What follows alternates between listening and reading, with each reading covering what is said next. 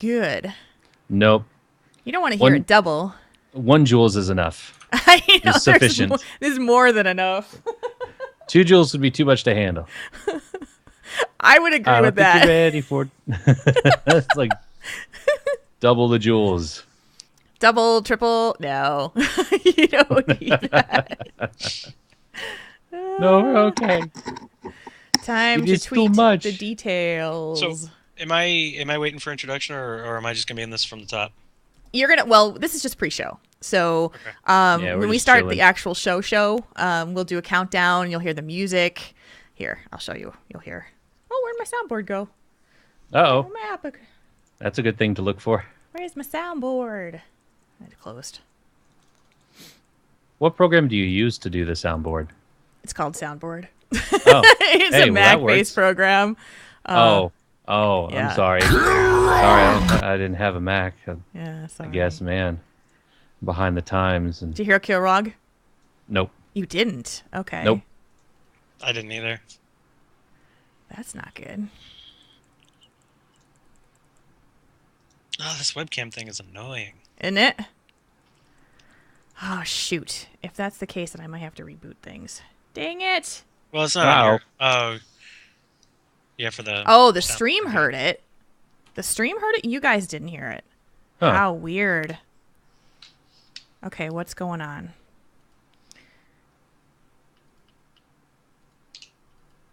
Check my Skype settings.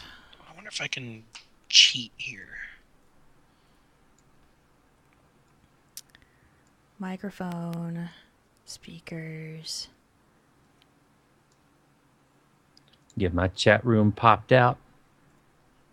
That's weird that the chat room heard it. What happened? Well, reset. What would have reset? Yeah, Caspin, you can see me for the time. Yes, you can. I don't know what was up with it last week, but was it last week? Yeah, it was last week. Yeah, it was. Yeah, that's what it was. So yeah, I don't know what's up with it, but it's being dumb. It was being dumb anyway. Hopefully, it will not be dumb. I'm counting on not being dumb. Chat room, tell me. Skype will help, and I'm also wondering if it's worth it. That's all right. You're fine. Don't worry about futzing with it if you don't need to. Okay. You guys can hear this in chat room. It's call your mother. Call your mother. Call your mother. Wait for them to catch up. Yep, nothing on my end on that. Yeah, I don't know why that's doing that.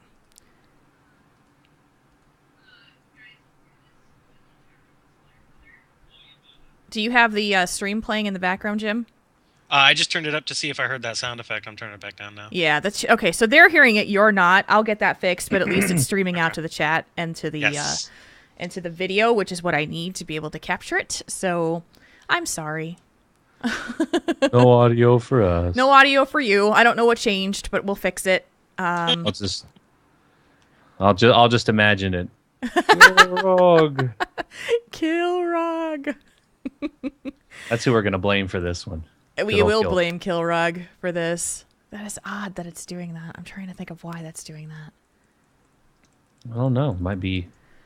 Let me ask Kalani if he's around. Tech support, help. Please. So I was on a podcast yesterday, and at a certain point, the connection just went all to hell. It recovered itself after a little bit, but if that happens today, there has been a precedent set. So okay. All right. I usually have pretty good. I've got like 30 megabit internet. I don't know why it was doing that, but. Sometimes Skype just likes to take a dump on stuff. Yeah. I think that's what was up last week. Is Skype was just like, oh, so you want to have a show, do you? You want to have a show with the sound and the video? Well, you're gonna have to choose. Do you want the video with crappy sound, or do you just want the sound with no video? Exactly. So we had to decide. Like how Skype sounds like Jerry Stiller. I had to do that the other day with poor Tub Stout. I had to make her take her video down so that it was so that we could hear her connection, which was stupid. Yeah, actually, not having video may benefit us in the long run. Yeah, I mean, it's not going to have a draw on anything for you, but we'd like to see her face. Yeah. we could replace the picture on the thing instead of it being just the helmet. You could just grab like a photo off of Facebook or something. Yeah. If there's one you wanted to have your mug there, just boom, right there. How do I don't even know how to. Well, I can just snag it because I'm on your Facebook. I've got your Destiny picture from Skype on here. Yeah. On the stream. Picture. Let's see. Yeah, if there's a picture you'd rather get. I have that captured for whatever it is, so you can change it. Okay, let me.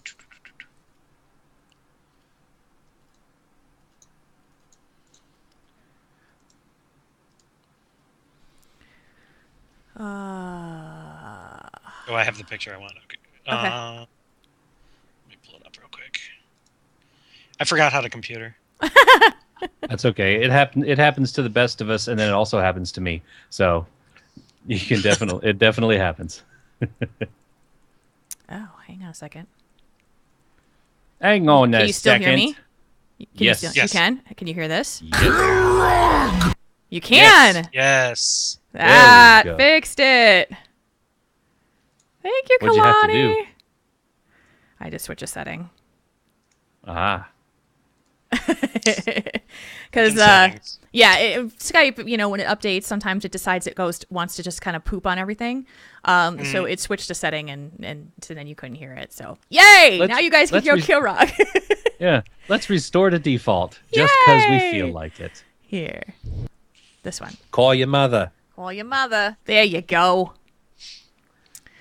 Have you called your mother lately? Have you called your mother lately? Now you guys will hear the sounds, and it'll be awesome. No, really, I was asking you, have you called your mother lately? I called my mother yesterday. That's why I'm asking. Okay.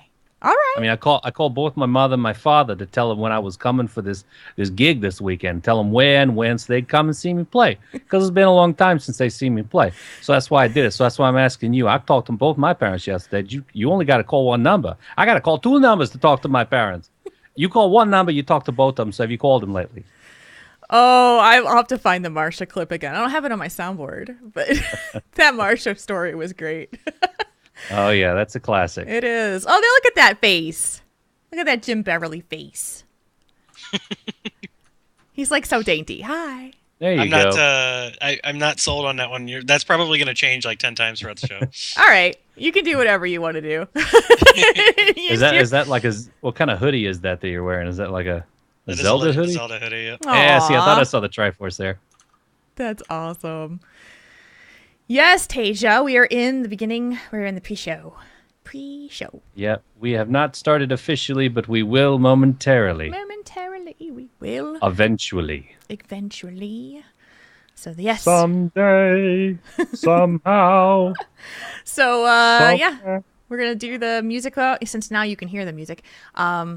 Then you'll hear the music, and we'll do the intro, and we'll bring you in, and it'll be all the greatness, and then we'll do the thing with the stuff. And that will be called a show. It'll be called a podcast. Yeah. Jim's probably too busy looking for a picture. That's exactly what I'm doing. I know. Gotta put my best foot forward here. Damn.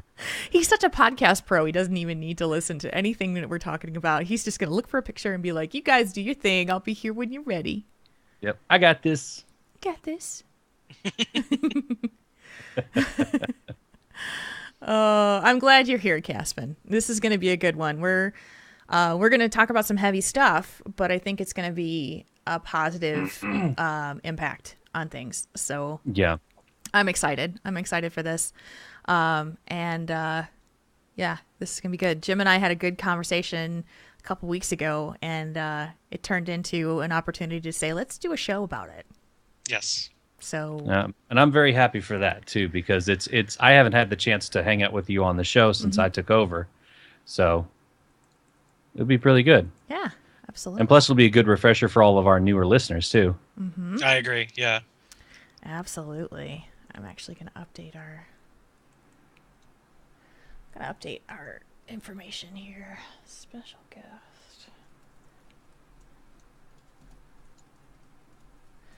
Talking PTSD.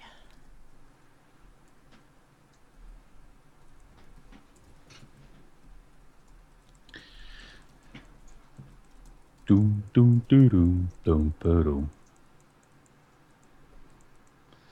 I dusted off the golf tournament caster voiced the other day. I was doing the mount runs.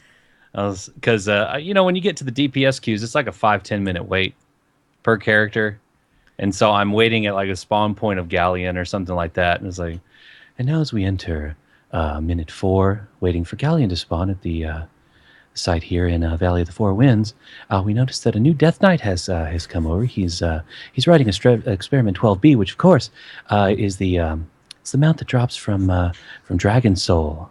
So yeah, and now we're coming into minute 4 and 15 seconds of our wait. And it's like it's like if this is normal talking, and then this is the NPR voice, then this is the golfing tournament voice. Because my dad watched a lot of golf when I was growing up. In fact, that when I called him yesterday, he was kind of laying on the couch napping, watching golf.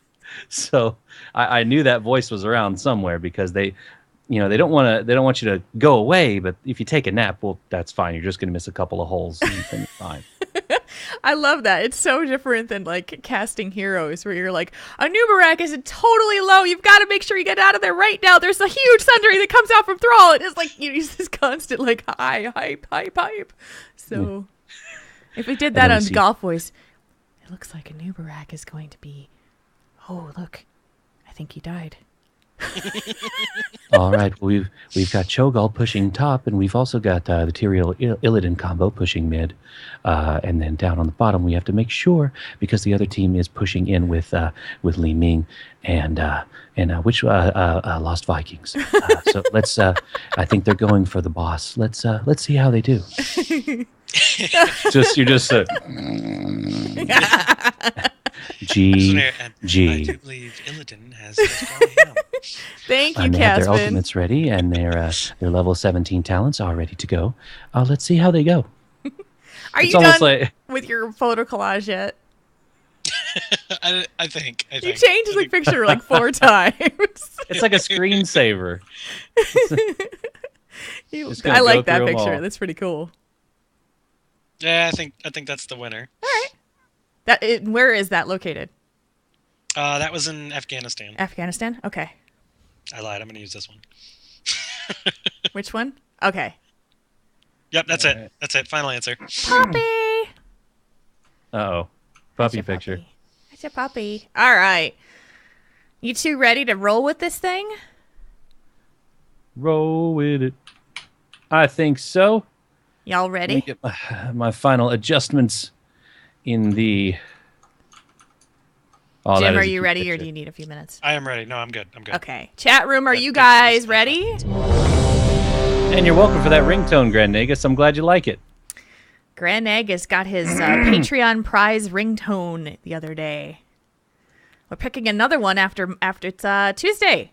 Yes. So, yeah, any $5 or more patrons, you get into the drawing for a ringtone or a coaching session. I did. Let me turn this fan off real quick, because just to make sure it's not going to interfere. Okay.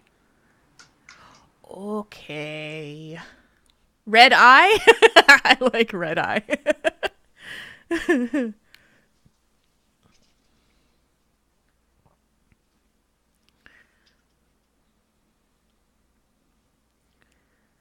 Is good. Is good. Is good. Is good. Okay. It's very good. Yes. It's good. It's good. Okay. We good. Very fun time show. Yes. Now. Yes. 20. Any $5 or more patrons. So anything from $5 and up, get entered into the random drawing every month. One giveaway, or there's 2 giveaways. One is a free coaching session with me. One is a customized ringtone or voicemail message from Marconin. So, so Marconin did a Ferengi voice for this one for Grand Nagus, which was awesome. I did what I could. I sat and listened to all of the rules of acquisition that had been uttered on Star Trek to find one that was kind of good and that kind of worked with it. So that's very, very cool. All right, folks, we're going to get this show on the road, like for reals. Yes. In 3, 2, 1.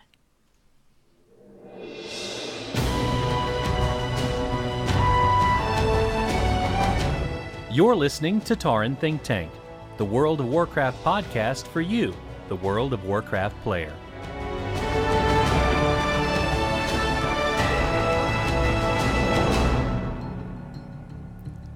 It's episode 178 of Tauren Think Tank.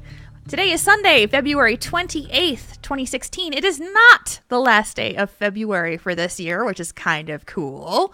What's that? It's a leap year, which means the 29th is actually here tomorrow. So strange, because I would have said this is the last day of the month. It's not.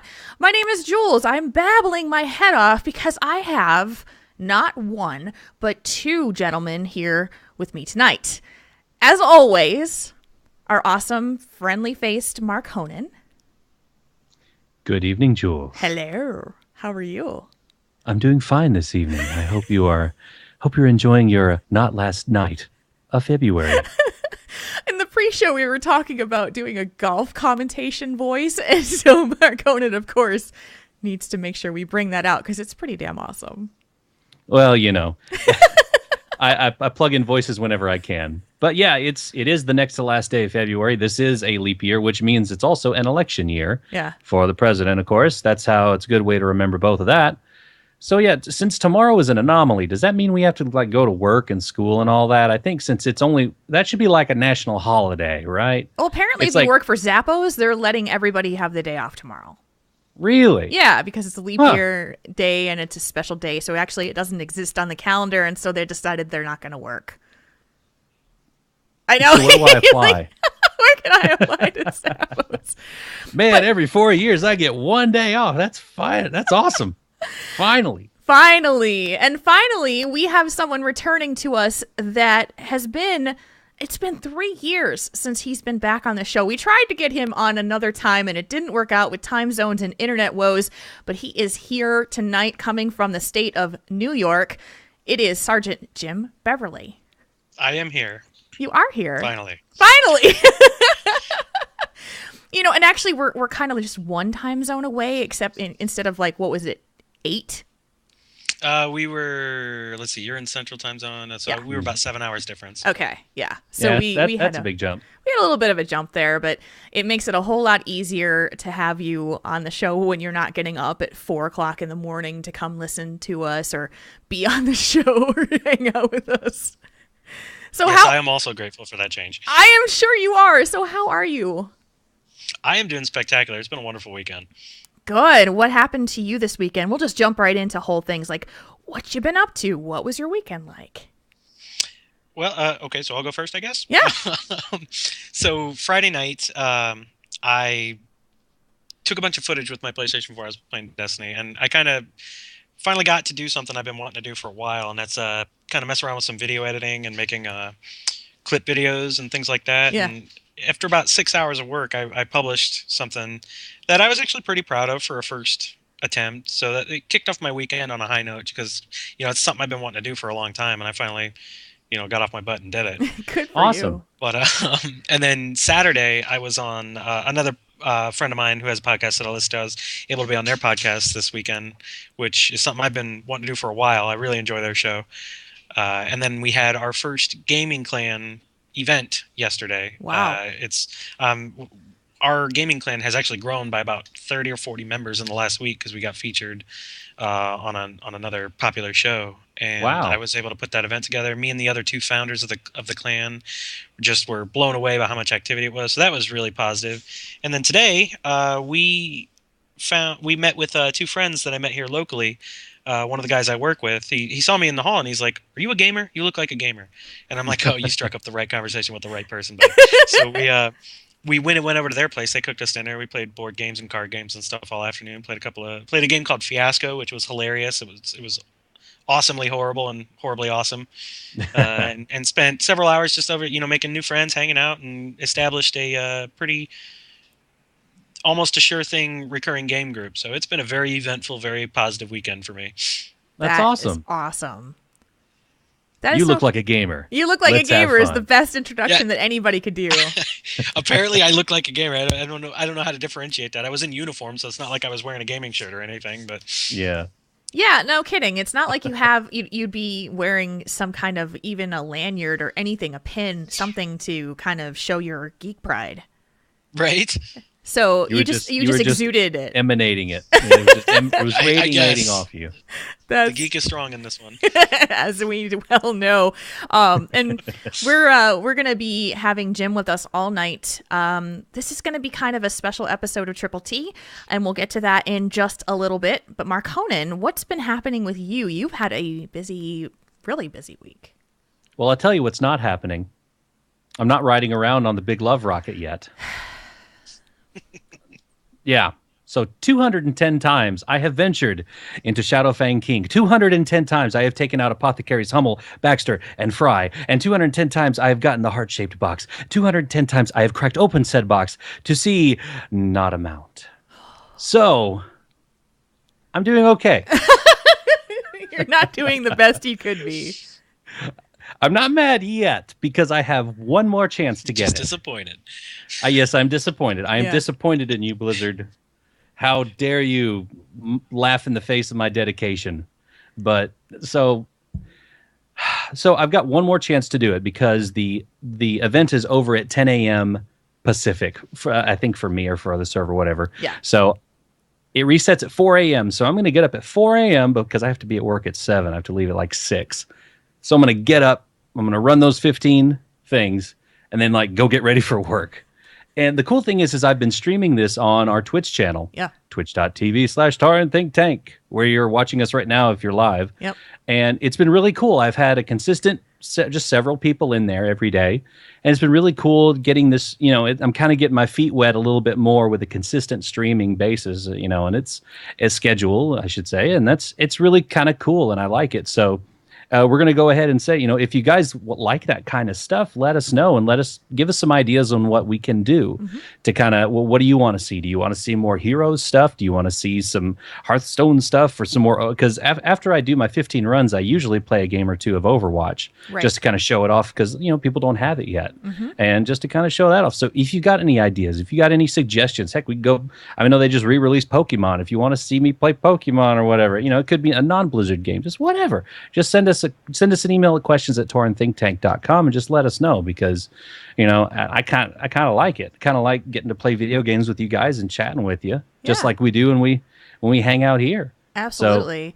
So, it's been a lot of fun. I know one of the things that Marconin does so well is have this deep knowledge of the mount runs and how to get them and where to go for it. And so, if that's something that you'd like to know more about, have him do on a more consistent basis to show off his mount runs or talk about strategies to get certain difficult mounts for the dungeons or the raids, that kind of thing, tell us what you think. Yeah, absolutely. Don't hesitate. Just send us an email or send us a message on Twitter. You know where to find us. And if you don't, well, we'll tell you at the end of the show. Yeah. I got a message from Unexpectedly on my Twitter, Unexpectedly the DK. And she suggested that I do like a Heroes cast about like for people who are new watching esports. And so, if that's something that people are interested in, I'd be happy to think about how that would work.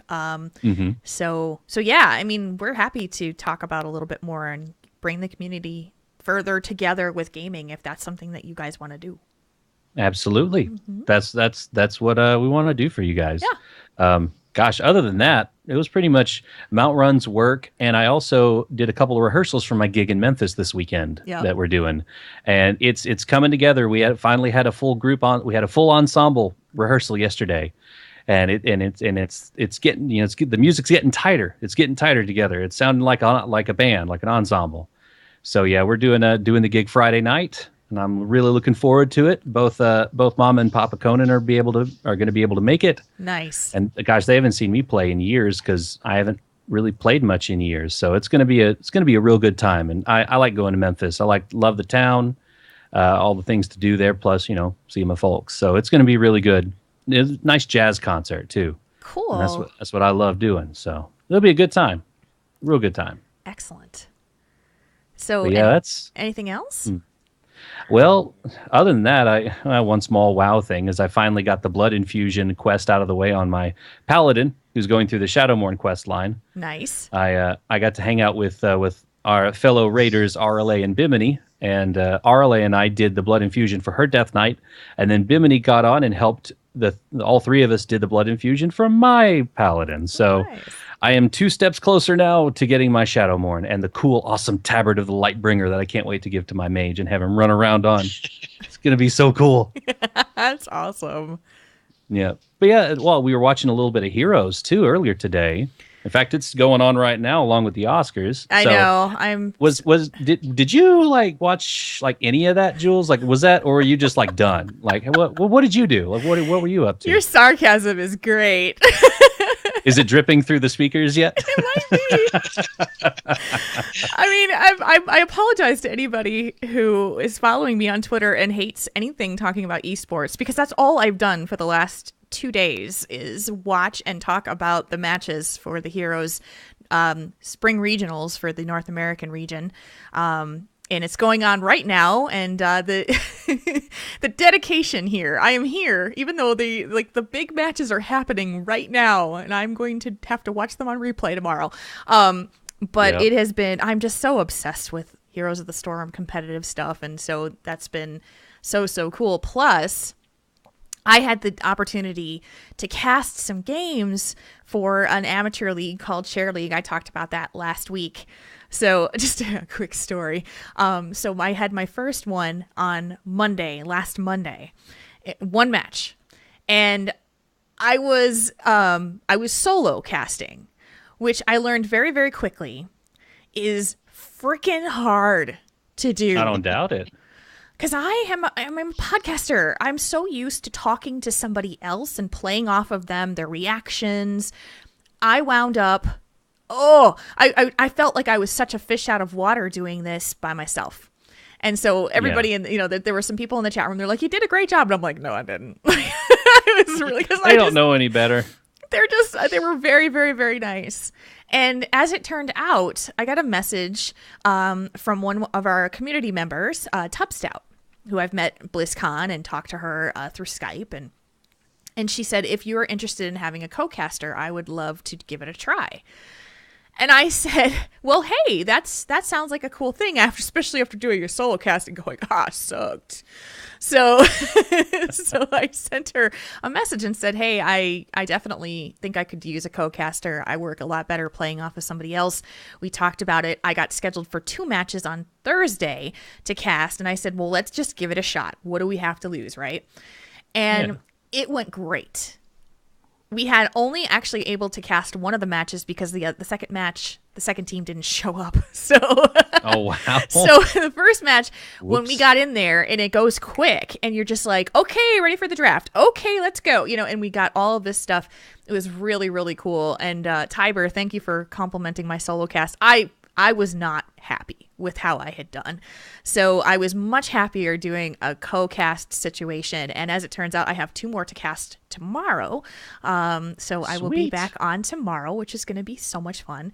I'm loving it because I just love to talk about the strategies and the ways that teams work together and how the map works. And so it's been a blast. I'm having so much fun with it. So it's a cool experience for me and for Tubstat as well because we get to work together.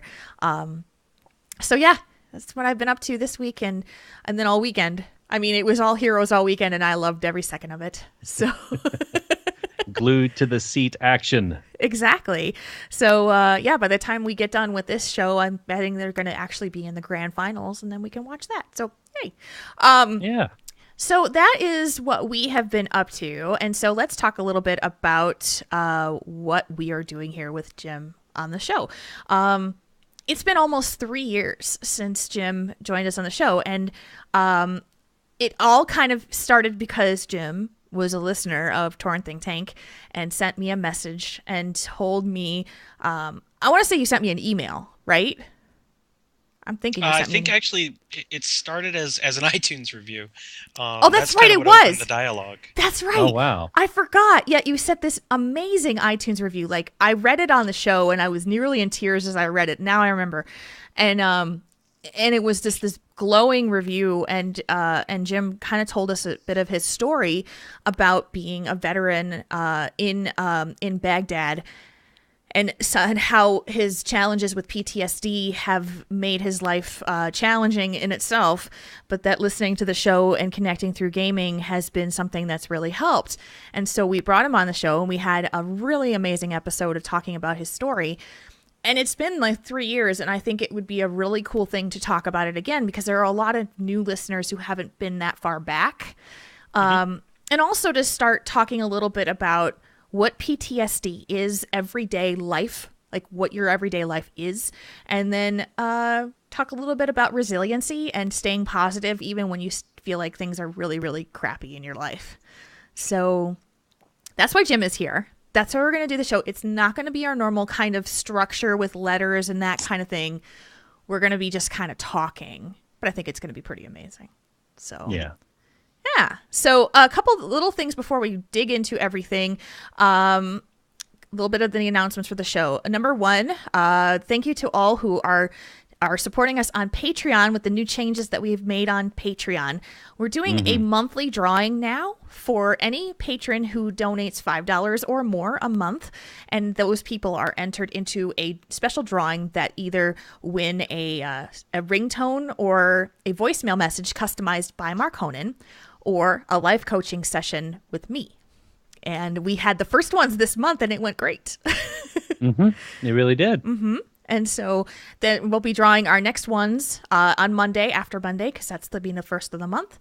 And we've got some new goals in there, so check it out. It's patreon.com/Tauren Think Tank. A quick update about the Well Played Party meetup for the Warcraft movie. March 7th is the day you should mark your calendar, because that's when we're going to be releasing the stuff to the masses. Okay. I was going to say the movie comes out in June. No. Why are we marking our calendars for March 7th? People have been driving us nuts and saying, why don't you have the plans yet? Well, we're trying to lock them in. So we gave ourselves a deadline of March 7th. That's when we're going to release everything to the masses. I got to buy plane tickets. It's not gonna Come on. Don't come on March 7th. I'm here in Minnesota. What's going on? No. Where's the movie? Where's Jules? Don't come on March 7th.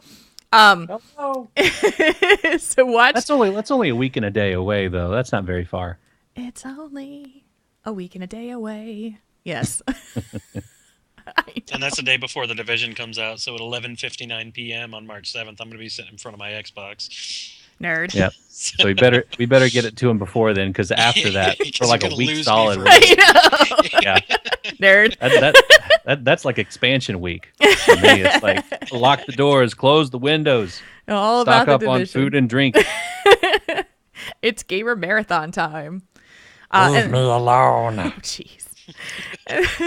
And finally, just to let you guys know, our Discord server is a really cool place for you to hang out with our chat room 24/7, and that is tinyurl.com/TTT-chat2. You can come out and hang out with our chat room. I was actually in Discord for the last 2 days talking about the Heroes matches in our voice chat, so you can come hang out with that. Okay, I'm done. Let's get into the discussion, which is going to be a whole bunch of stuff. Here we go. Let's kick around some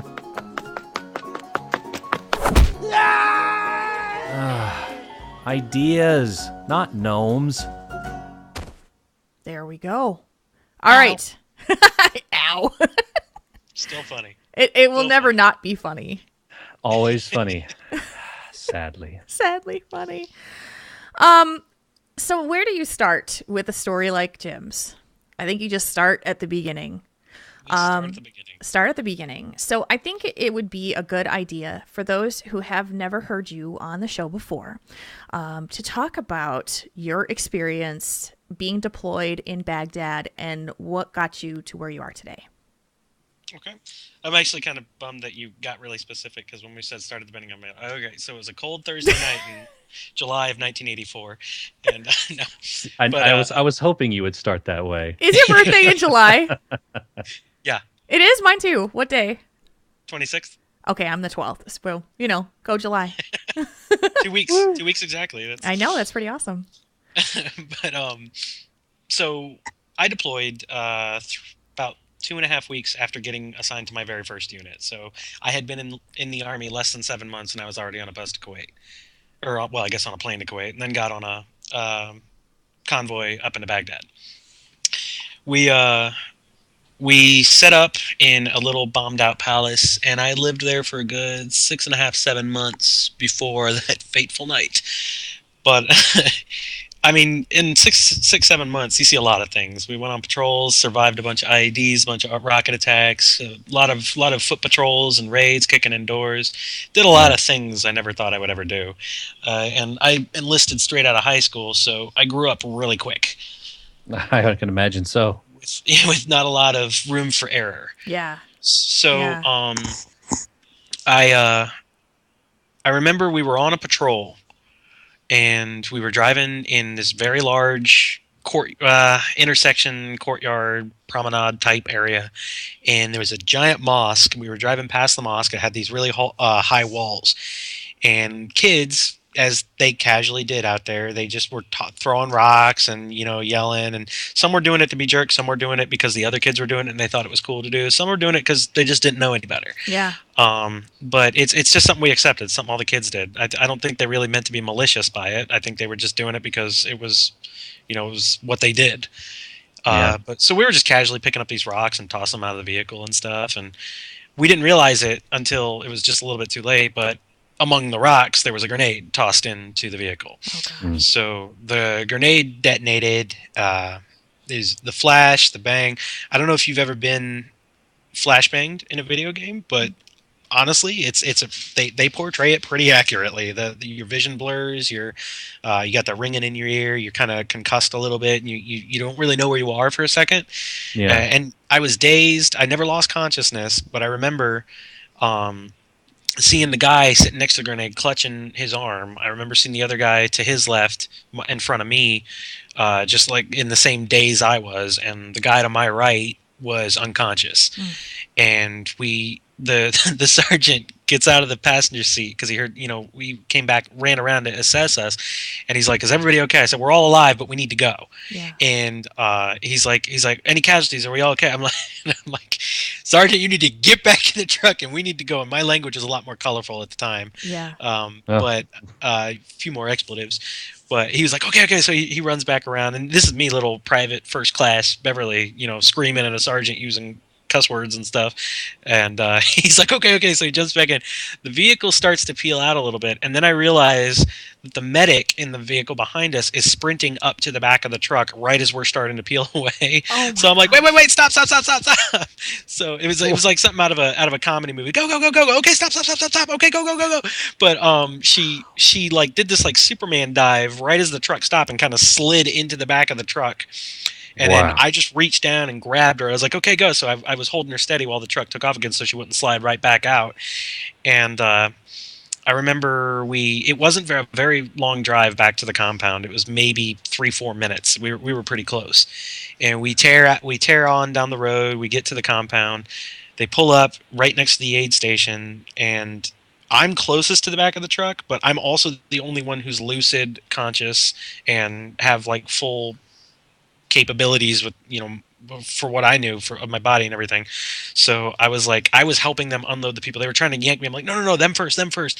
So we got the unconscious guy out. We got the guy who was clutching his arm. Turns out he didn't have a hand anymore. Oh gosh. So we got him out, and the other soldier across from me, we got him out too. And then they helped me up and everything, and I have to jump out of this truck now. I don't know, what capabilities I have with my legs because I've been sitting this whole time.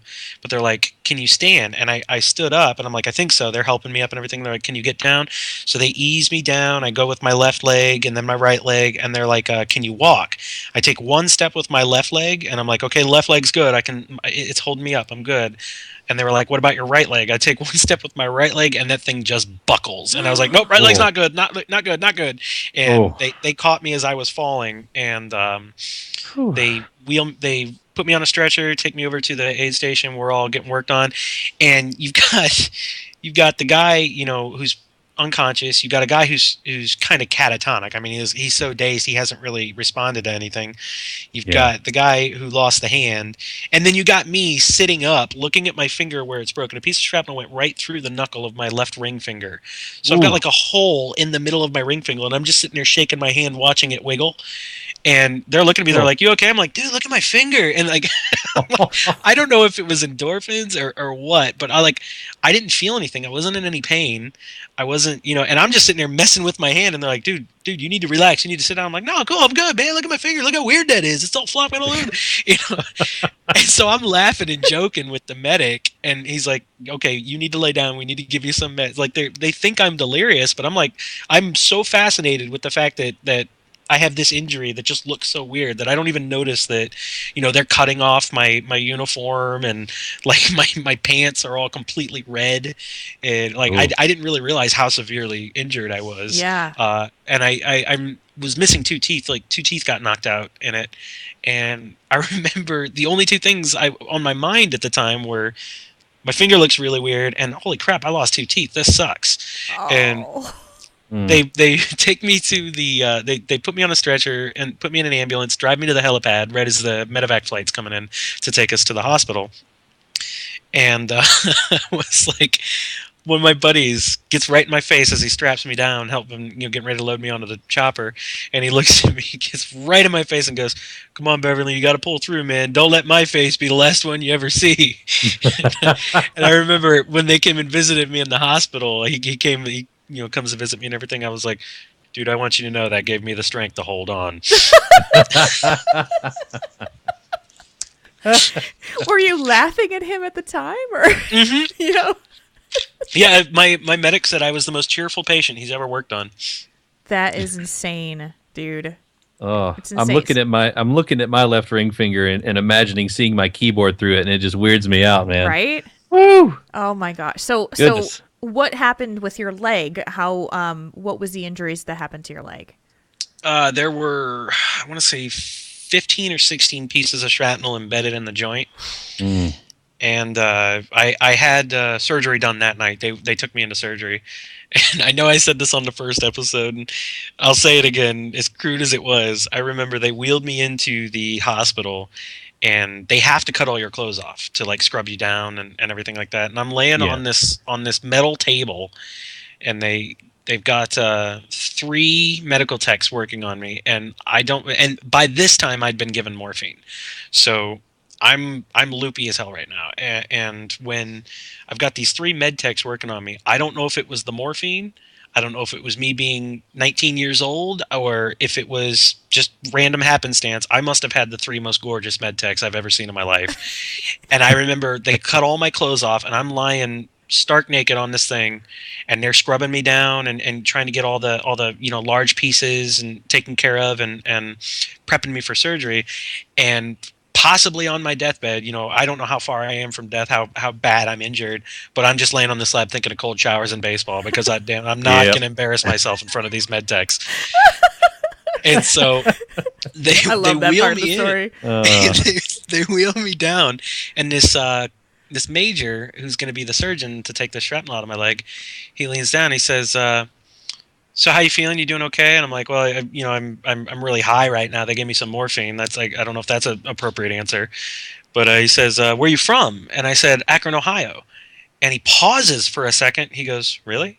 I say, "Yeah." He's like, "I have a practice in Akron. I'm from Akron." He was a reservist that had been activated from Akron, Ohio, and it took him aback. We're from the same hometown, me and the surgeon, and I actually kept in touch with him. My mom and my stepdad were invited to one of his retirement ceremony or something. He invited them personally because they met after this incident, and I wrote him a really nice letter about and they read it at his retirement ceremony. But it just the serendipity of that, just the surgeon that worked on me is from the same hometown and established a relationship. Like my parents go to him for their orthopedics now.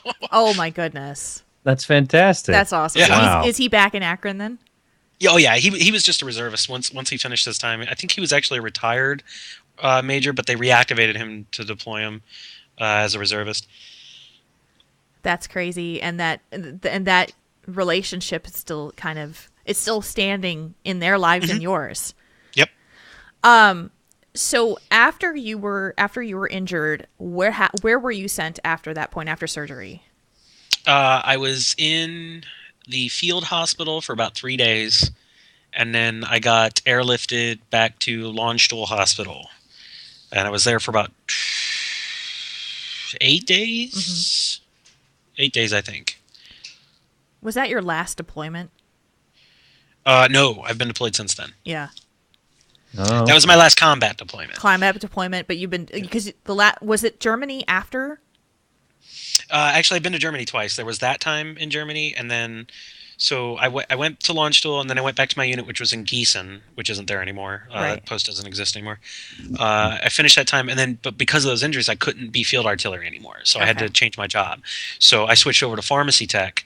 And after going to school for pharmacy tech in San Antonio, I went to Fort Hood. I was there for a couple of years. That's where I met my wife.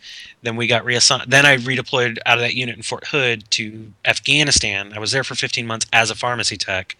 And then after that, we went and got stationed at Fort Leavenworth. I have to specify, we got stationed at Fort Leavenworth, not sent there.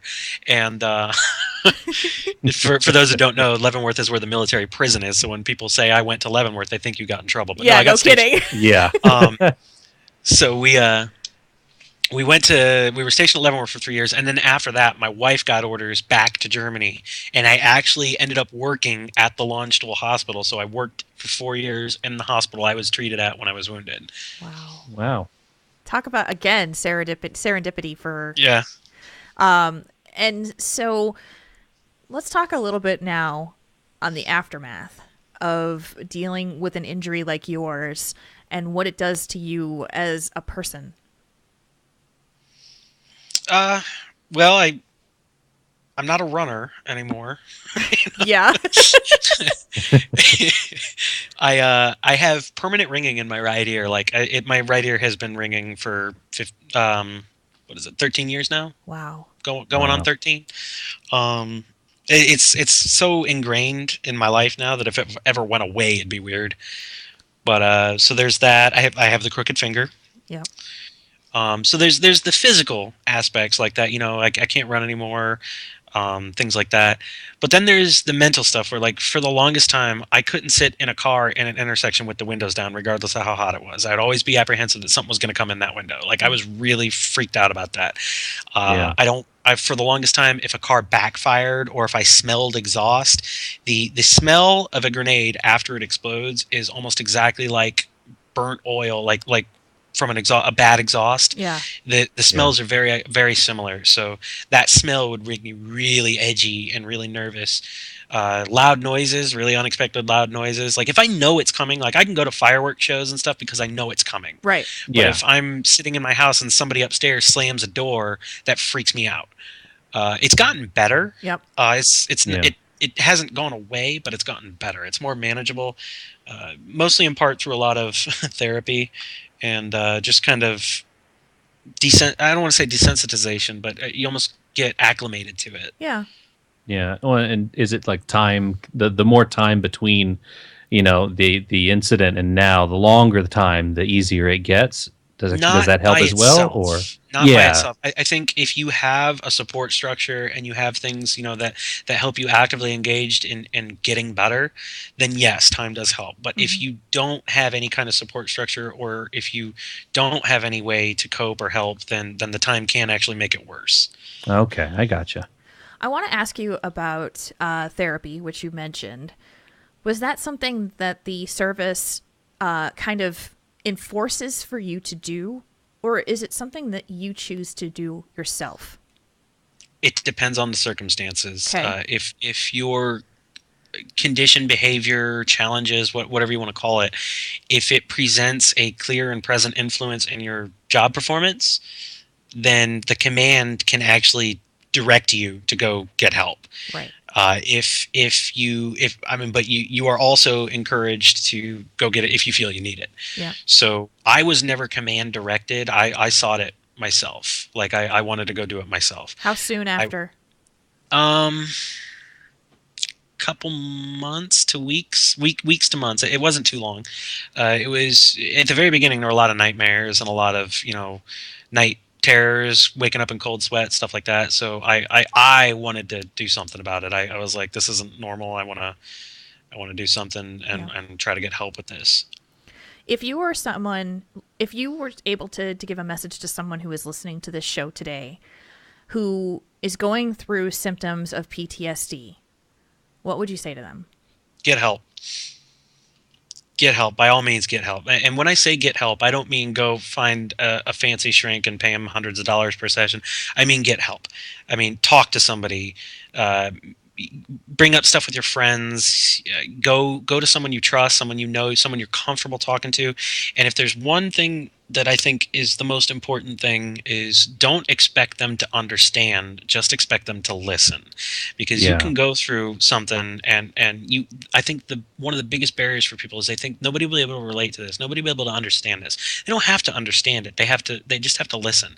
You just need somebody to talk to, just somebody who will understand that you're going through something, if not understand what you're going through, if that makes any sense. Absolutely. Yeah. And it's good to get it out. You know, to verbalize it, to take the pressure out too. Was it hard to talk about when it first happened, Jim? Yes and no. One of the things that there were other incidents that happened that weren't related to my injury, where friends were lost and the circumstances that led up to it. I had some survivor's guilt, and that stuff was hard to talk about. The stuff that happened to me wasn't really hard to talk about, but talking about things with, in regards to things that I felt were my fault that led to other people getting hurt, that's what was a little harder for me to talk about. I've gotten a lot better at that. Of course, one of those things, you blame yourself for everything, but then when you look at it and you're like, well, this was a factor, this was a factor, this was a factor, this was a factor, and then factor C subsection D was the one that I may have been able to influence, but all these other things still would have carried out the same way. So, it's not really fair for me to blame myself, especially when I was just a tiny little cog in an entire machination. Yeah. It's in the chat room. Caspin asked, after everything that you went through with the injury and the PTSD, why stay in the service? Because I'm a patriot, I guess, is the easy answer to that. I like the Army. I like the ideals that we represent. I like, there's stuff the Army does, and then there's stuff the Army stands for, and I believe in what the Army stands for. And sometimes those two things don't always mix and marry, but I love doing what I do. I love putting on the uniform. I love the opportunity to say I stood up and did something for my country. Less than 1% of the population enlists. Yeah. So we're one of the most exclusive clubs in America. And I'm proud to say I did that. My dad was in the Army. My grandpa was in the Army. It's kind of a lineage thing, and I'm just really proud to say I did it, and I'm proud to say I do it. Mm-hmm. You still do. You're currently in is it Fort Dix? Is that where you are? Fort Drum. Fort Drum. Yeah. Oh, so in state of New York. Yeah, it's about 30 miles from the border to Canada. Gotcha. Okay. Nice. Yeah, and I can understand the idea, the desire to be a part of something greater, something something that. Not only it almost demands respect. Just like you were saying, the ideals of the military. Because I did marching band for a long time. I did it for a very long time, and I loved doing it because I like you. I like the uniform, and I loved being a part of something greater than myself.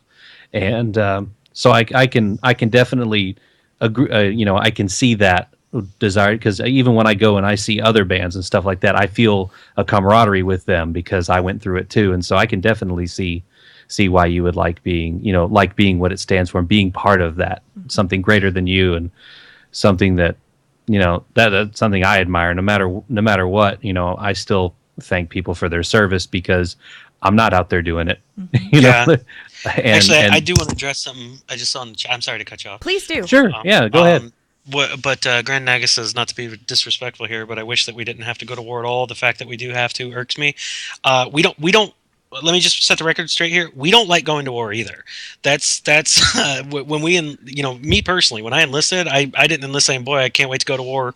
But I think you're not wrong. I don't mean to disparage what you're saying. I completely agree and support with what you're saying, but it's going to happen. Yeah. Just human nature, centuries, millennia, people fight each other, and it's just what humans do. And if I have to, I've made this analogy before with a couple of my therapists, which is hilarious because this is a World of Warcraft themed show, and I've used this World of Warcraft analogy with my therapist. I feel in my life, I'm a tank. I step up, I raise my hand, I say, I will go fight this fight so that everyone else I care about doesn't have to. Mm-hmm. And yes, that is a sacrifice that I am willing to make, that I know a lot of people I know are willing to make, because we want to take on that burden. Well, some people want college, some people want job training. I want to take on that burden. That's why I put on a uniform, is because I want to do my part to make life better for other people. If that means going to war, I don't want to. I don't like the idea of that, but that is a sacrifice I'm willing to make so that I can, help support and better the lives of the people I care about. Yeah. Yeah, and that's a good thing to talk about, because, other than a couple of people in my distant family, I don't have any close relatives that serve. My ex-brother-in-law served, and he got hurt in Iraq too. He was an MP and got hit with some shrapnel, and he struggled with PTSD as well. But he's no longer married to my sister, so I don't see him very often. Yeah. But so I don't have anybody close to me that's close family-wise that serves, so I don't see any of this, and I don't personally, am not exposed to it. And I know there's a lot of people out there that they have no family that serves. They have all they know is what they hear on TV and they see on the internet. And so that's another reason why I'm really glad you're here, because you're in it. You are a gamer and you are also a serviceman, and we don't get that position a lot, because we can kind of get crowded in with the part of gaming and the part of our lives that just doesn't even the only thing we do is we play Call of Duty or Overwatch, or Battlefield. We play soldier, but we don't know any soldiers. Some of us play Overwatch. Some of us are still waiting on that beta key. Yeah. Well, that actually brings up a good question for me. When you see games like Call of Duty and things like, when you're people who play soldier, does it bother you? Oh, this is a loaded question. I asked the tough ones. This. No, it doesn't bother me. No.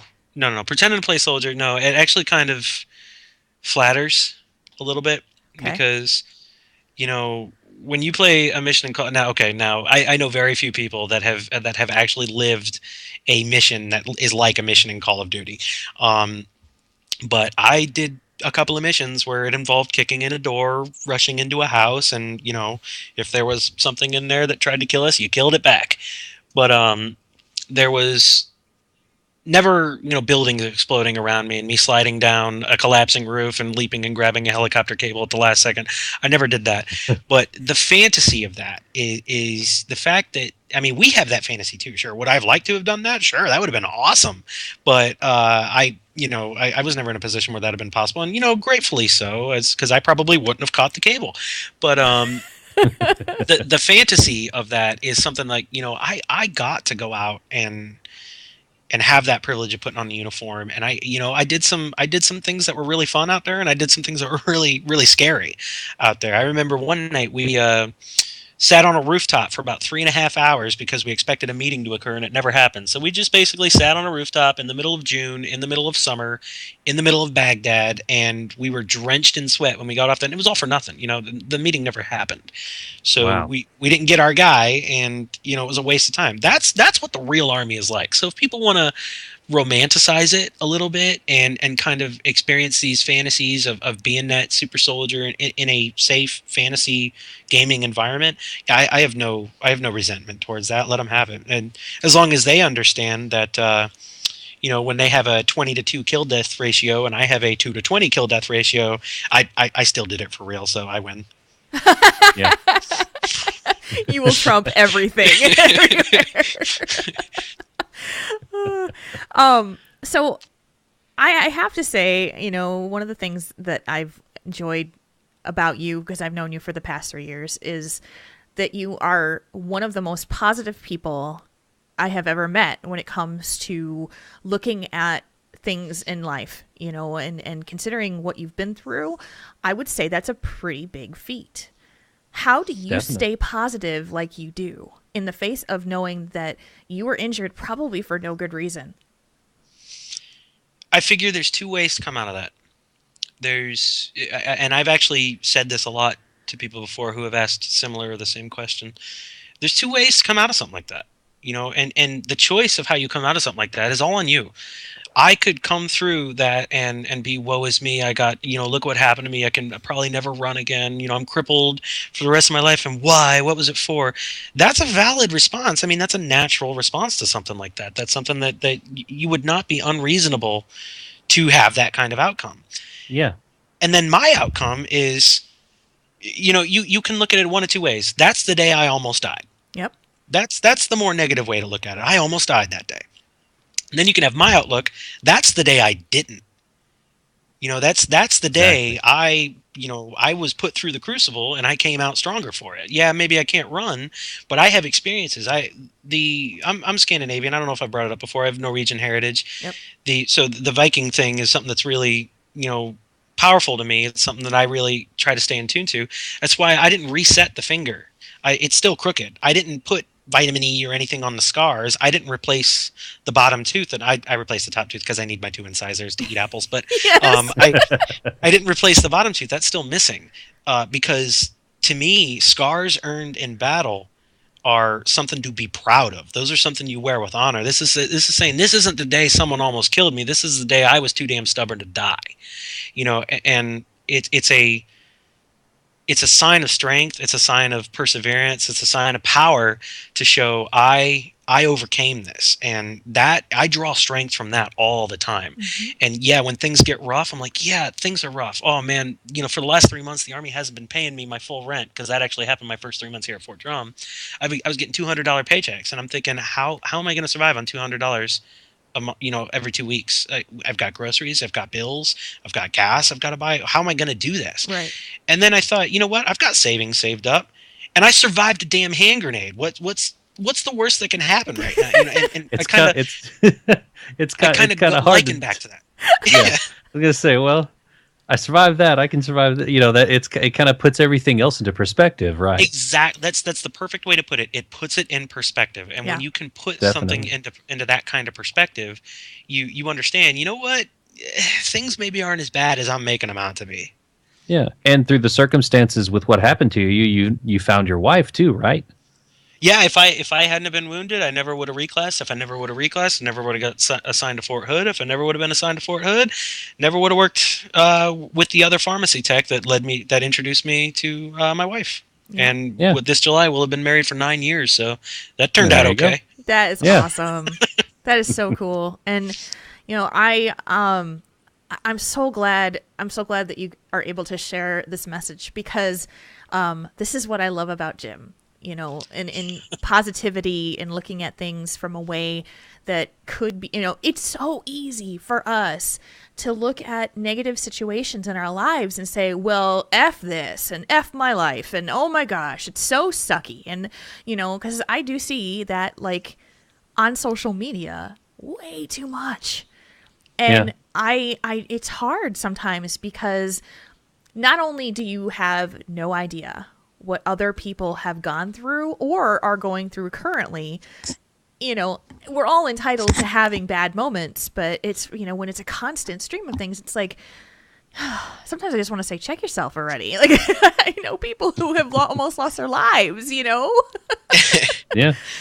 And they're much happier in life than you are. And so, and your point about having it being your choice about how you choose to handle it and how you choose to view it. I love that so much. So thank you for saying that. How does gaming make things better for you? That's a weird one because there are still some challenges I have with gaming that I'll get to later. Yeah. But actually, I'm looking at the email. I'll touch on it then because it pertains to that a little more. Yeah. But connection. It's all about connection. The easiest thing to do when you have these experiences, when you have that PTSD, when you don't feel like you can go to anybody about it, the easiest thing in the world to do is to isolate yourself and kind of withdraw.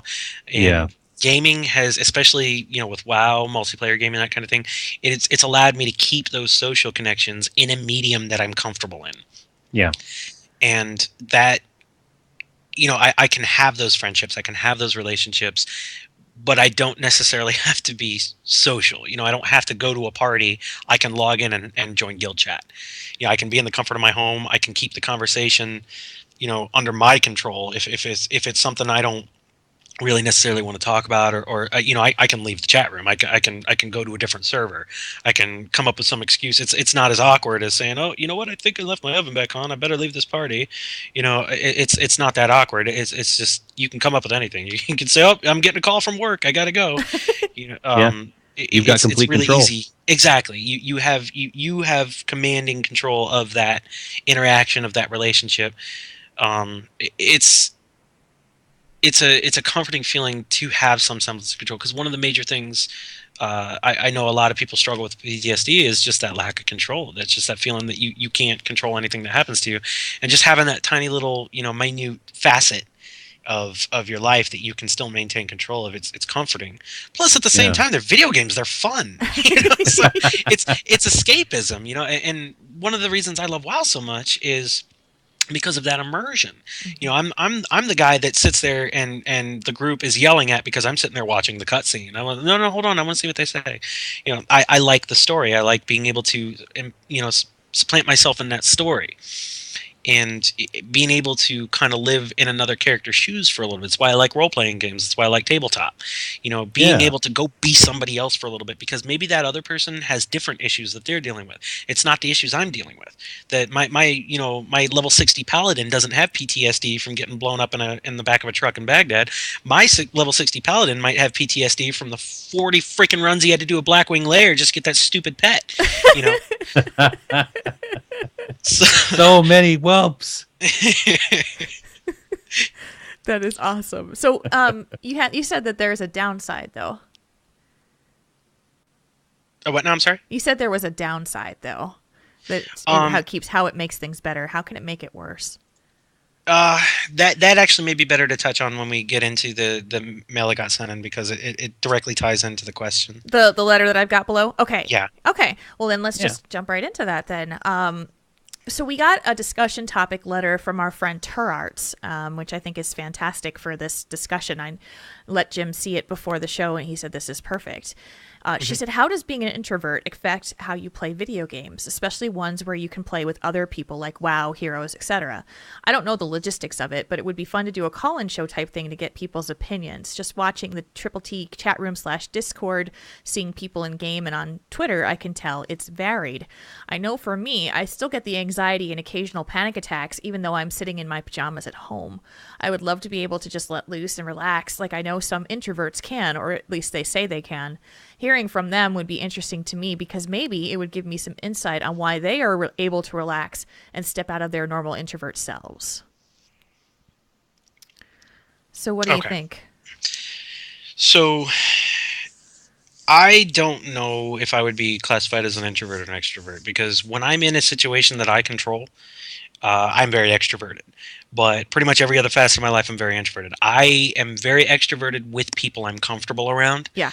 But in situations where I don't know a lot of people, or if I'm in a new situation, I am extremely withdrawn until I get to know those people and warm up to them. So I would actually kind of say I'm more on the introverted side of the spectrum, because that introvert really comes into play in online gaming, because I don't know anybody. If I'm playing with strangers, something like that, I definitely stick more to the introvert side. Yep.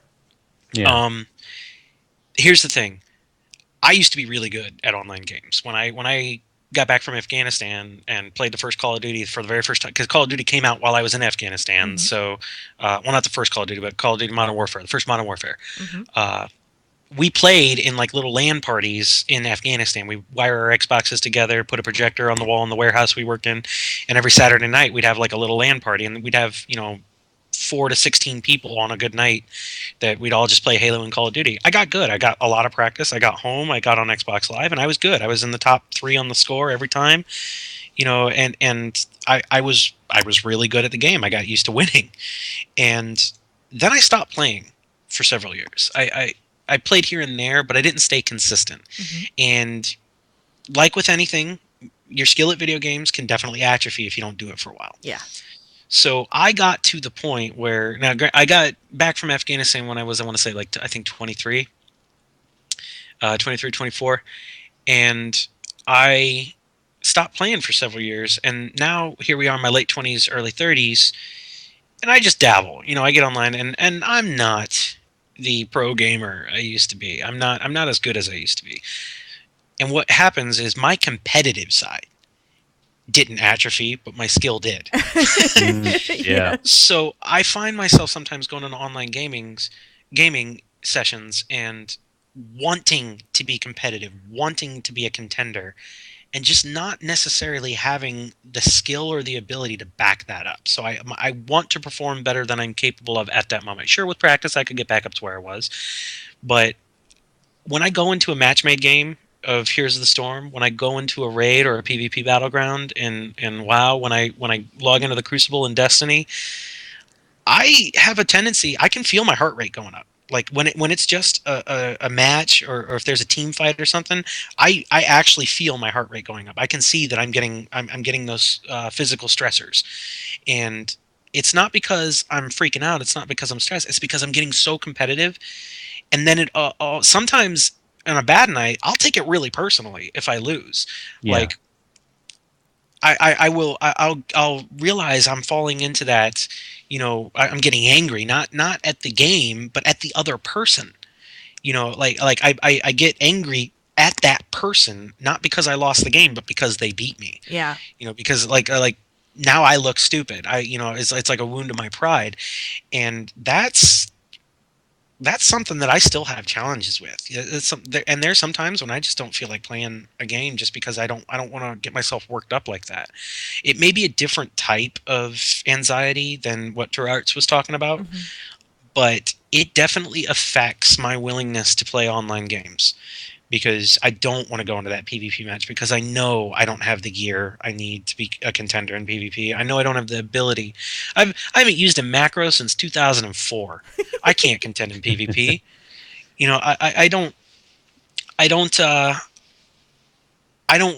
I have a tendency to not allow myself to even be put in that position. And I'll come out and say it. That's the wrong answer. Yeah. Yeah. That's the idea. Is what I would suggest to Terarts is find a middle ground. I don't think there's anyone who plays this game who knows 0 people that play this game. I don't know that there's a single player or WoW. I could be wrong, but I don't know that there's a single WoW player or Heroes player that they are the only WoW player and Heroes player that they know, that they have been completely solo the entire time they played this game. Yeah. So what I would suggest is acclimate yourself. Get with a friend and queue with some strangers. So you have that comfortability with someone you know, someone you trust, someone you're comfortable around. And then kind of ease into that way. If let's say worst case scenario, that game goes south and those other 2 or 3 people that randomly match made in with you are just toxic and horrible and awful, then you leave the room, and then you have your friends who you shared that experience with, and it can be very validating when you say, "Boy, that was awful," and your buddy's like, "Yeah, that was awful," because then you're not the one that's been put out at that point. Then it's not about I was the awful one in the scenario because they were all yelling at me. Now it's you and your friends saying, "Boy, they were the awful one in that scenario because they were yelling at everyone." Yeah. It just that perspective shift. Perspective is my golden word. I mean, that's the one thing that can change absolutely everything about how you see everything, is just your perspective. Yeah. And it's the most effective thing to help, and it is the absolute hardest thing to change. So, once you figure it out, once you find that golden space, you wouldn't believe how helpful that can be. And I mean, you're saying you're watching the chat room, the Discord, seeing people in the game and stuff like that. Those are the people you go to. Those are the ones you know. We're not talking about the blind matches you make in Heroes, the blind matches. The nice thing about listening to this show is anyone you meet in the chat room, anyone you see in Discord, anyone you see in the guild, you already have something in common with that person. Yeah. Yep. Because you all met through Triple T. Yep. Even if that's the foundation that you start on, that's the foundation you start on. You already have something in common, and you just build from there. I think that the worry a lot of times when it comes to joining up with people to play or jumping into a voice chat is that you feel like you aren't matched skill level wise with other people. So let's say that we're going into WoW PvP. Like, I want to get into WoW PvP and I'm a complete noob.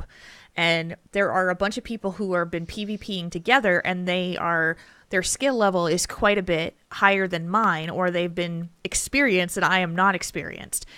My biggest fear and my social anxiety comes into play to say, can you help me?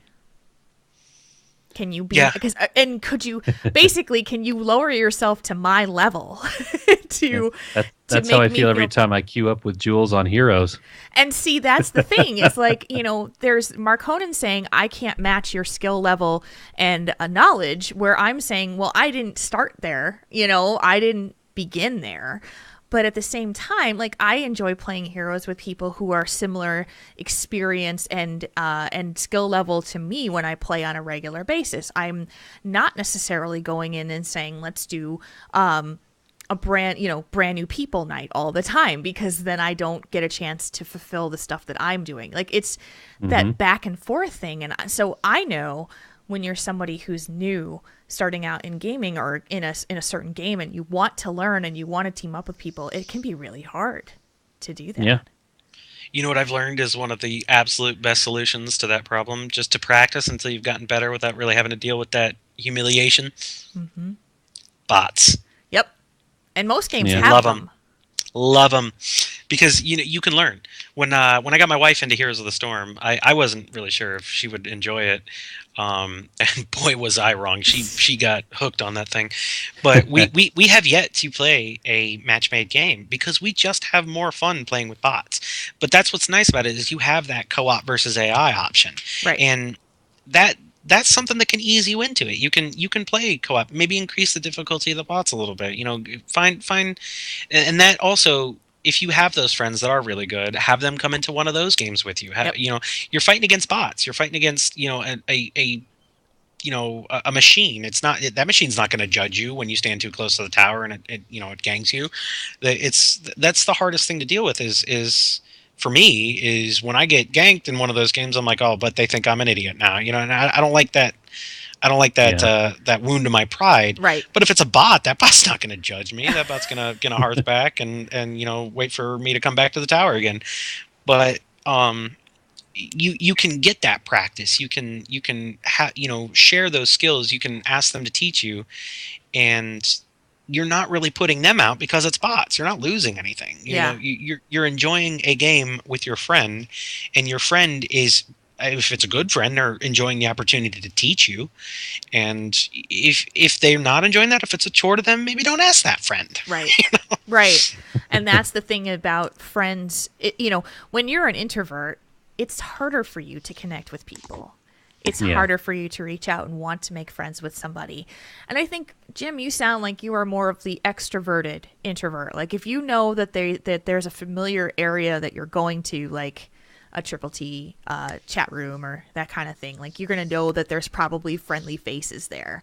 But if you just popped onto Xbox chat and said, yo, who's free to play when you don't know anybody, I'd be like, oh my God, they're totally going to judge me. I have no business being here. And I am going to get out of here faster than I can blink because it's too uncomfortable. Because I would be just like, I'm not doing this. Yes.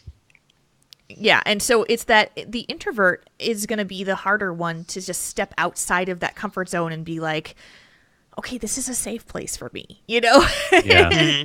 And finding that safe place, even then, can be challenging to say, hey, you know, like, look, Triple T Discord. These are people who connect together as part of the show. Great. But even then, it can be intimidating and not know what to say or not know how to react to people. Well, and I think one reason, one way that it could, you could start small, like one person, just have one person that you have something in common with. You know, if you don't become an extrovert after you know them, if you're not kind of like how you are, Jim, but if you kind of stay introverted, then just kind of be friends with somebody like Turrets. If you ever want to go on a mount run, just let me know. I'd be happy to take you with me. Just saying. Yep. and I won't judge you. You know, I'll do learn. AI versus bots with you anytime you want, Turrets. I love AI versus bots. I like them too because they don't judge me either. And that's how I started. I spent so much time doing AI matches because I was too afraid to play against other people. And for me, it wound up being other people that took me into the quick matches. And even now, I still sometimes be like, okay, I know how to play this character. I'm okay. But when I go on a character I don't really know very well, I feel like a complete idiot if I start getting completely, you know, annihilated by the other players because I don't know how to play the character. So, you know, it's all internal. You internalize all of this. Let me make one thing perfectly clear to Turrets.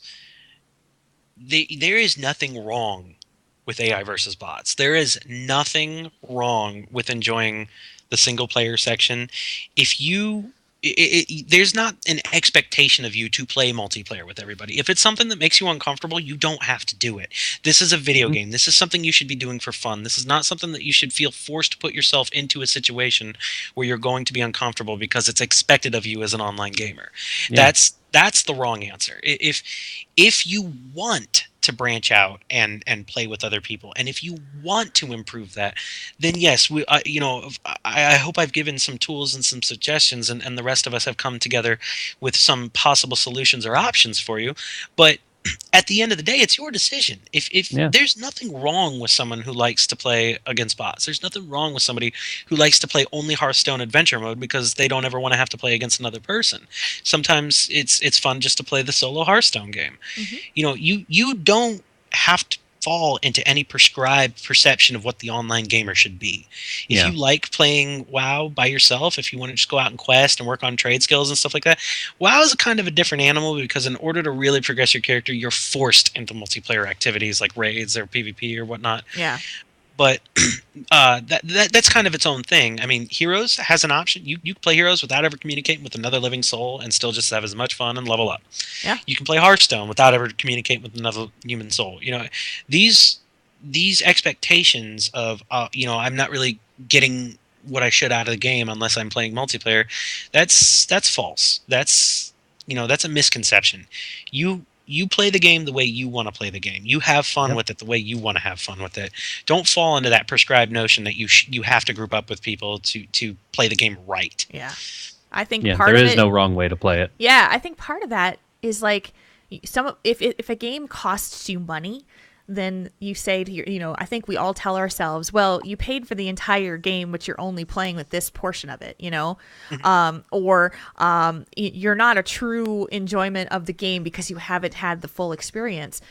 And that there'll be people who say, I spend my $15 a month in WoW, and all I do is pet battle and gather my professions, right?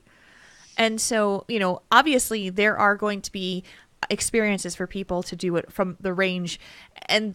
But as gamers, there's the competitive thing that you talked about too, Jim. We're competitive with each other. And we define each other based on how competitive we are with each other. People who say, oh, you're just an AI player. Oh, you're not really a Heroes player. You just play AI. There's going to be the elitist attitude out there. and you just don't associate. You just don't associate with those kinds of people. Right, but that's where we get fearful. That's where an introvert goes, I'm afraid they're going to judge me. Right? Mm-hmm. I see what you're saying. I'm going to try not to be as blunt as this is going to come out. So I apologize if this comes out. Rip me apart. Well, you know what? That's something you're going to have to either learn to deal with or reevaluate what you expect from that game. Yeah. You know, there are going to be jerks everywhere. I'm Hello Kitty Island Adventures got its jerks in it, I'm sure. I'm sure it does. There are going to be jerks everywhere. If you tailor your personal experiences based on the possibility that I don't want to run into any jerks, you are never going to see or experience anything. And again, I'm not going to judge that. If that's something that you're comfortable with, that's fine. But it's not fair to yourself to withdraw, avoid everything, and then lament, "Oh, I never get to do anything." Right. That's the decision you make. It's you either step out, you branch out, you explore new things, and sometimes it's going to. I'm not going to lie. Sometimes it sucks. Yeah. Sometimes you're going to run into that situation where that was just awful. All those guys were so toxic. All they did was judge me. That's going to happen if you branch out. Yeah, it's just going to happen. Going to tell you to uninstall the game at some point. Yeah, and you can come out of that one of two ways. You can uninstall the game and say, well, you know what, that wasn't fun, I never want to do that again, and that's a valid response. If it was so bad that, you know what, that may have destroyed the fun of this game for me, you know, I don't know if I'll be able to do this again, I will not judge that response at all, because it's the decision you made based on your experience and perception. Yep. Or you can say, well, that was awful. Maybe the next game will have better people, or I'm going to take a little break for a little while. I'll try it again later. Or, you know what, Jim, Marconin, and Jules were talking about this. Maybe I'll ask them to play a game with me. You know, that way I'm with people I am familiar with, and they can teach me or at least be patient. Those are the two outcomes. I mean, honestly, what I said earlier about, you know, when you have a life-threatening experience or a life-altering experience, you come out of it two ways. That's the same with almost anything you're presented with. You have a choice of how you come out of that situation. And I will never tell you that the choice you made was wrong, because it was your choice, and the only life it's going to affect is yours. Yeah.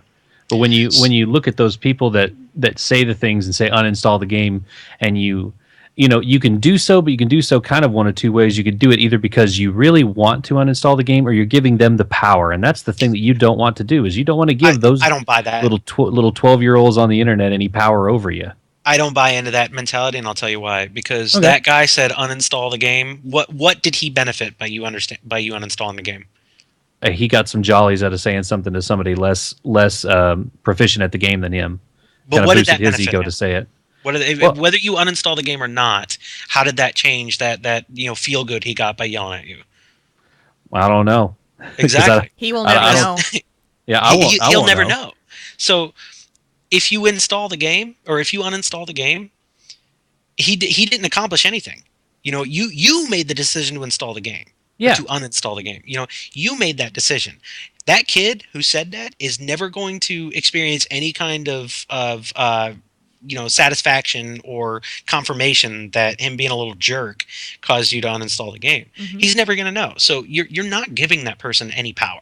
The power is always in your hands. Oh yeah, it is. But I was just meaning, even though they didn't, if you're uninstalling the game because of how toxic they are, I don't know. It kind of seems like, I know you're not giving them the power because they don't know, they can't benefit from it. Mm-hmm. But it's like you're still throwing it towards them, even though they won't see it. Yeah. Because you're there. They defeated you. But if it's one of those conscious decisions where, like, yeah, this whole game is garbage, I'm not having any fun, then that's absolutely fine. It's just hard, absolutely, for people to be so toxic that you run away with your tail between your legs because somebody said something not nice to you on the internet. I don't want that. I don't want that to be the reason why you leave a game, is because people are just being jerks, because there are so many good people out there, that kind of outshine the jerks if you can find them. Yeah. So that's why it's, I try to, whenever people are talking bad about a game that they're having an awful time or they're not enjoying it, I find that they're just not around people that enjoy the game too in the same way. Like, they're not being elitist jerks towards anybody else. They're just enjoying the game. Let me ask you this. This is going to be a really weird analogy. If you walked into a bar and there was a line of about 10 people between you and the bar, and they told you every person you pass on the way to the bar is either going to shake your hand or punch you in the face, and you don't know which is going to happen, but at the end, when you get to the bar, you're going to get free drinks for life. Would you walk down that line? Oh man, free drinks, I don't know. For life. It might be worth it. And that's the analogy we're working with here. Every game you enter, you're either going to get somebody that shakes your hand or somebody that punches you in the face. Yeah. And when you get to the end of that bar, there is a payoff. But the major question is, do you want to walk that line? Do you want to walk down that gauntlet? That's what you have to ask yourself. If you decide, you know what, I can pay for my drinks from here on out, you turn around and you leave the bar. Did those people in that line win? No. So, I mean, like I said, it's a weird out there analogy.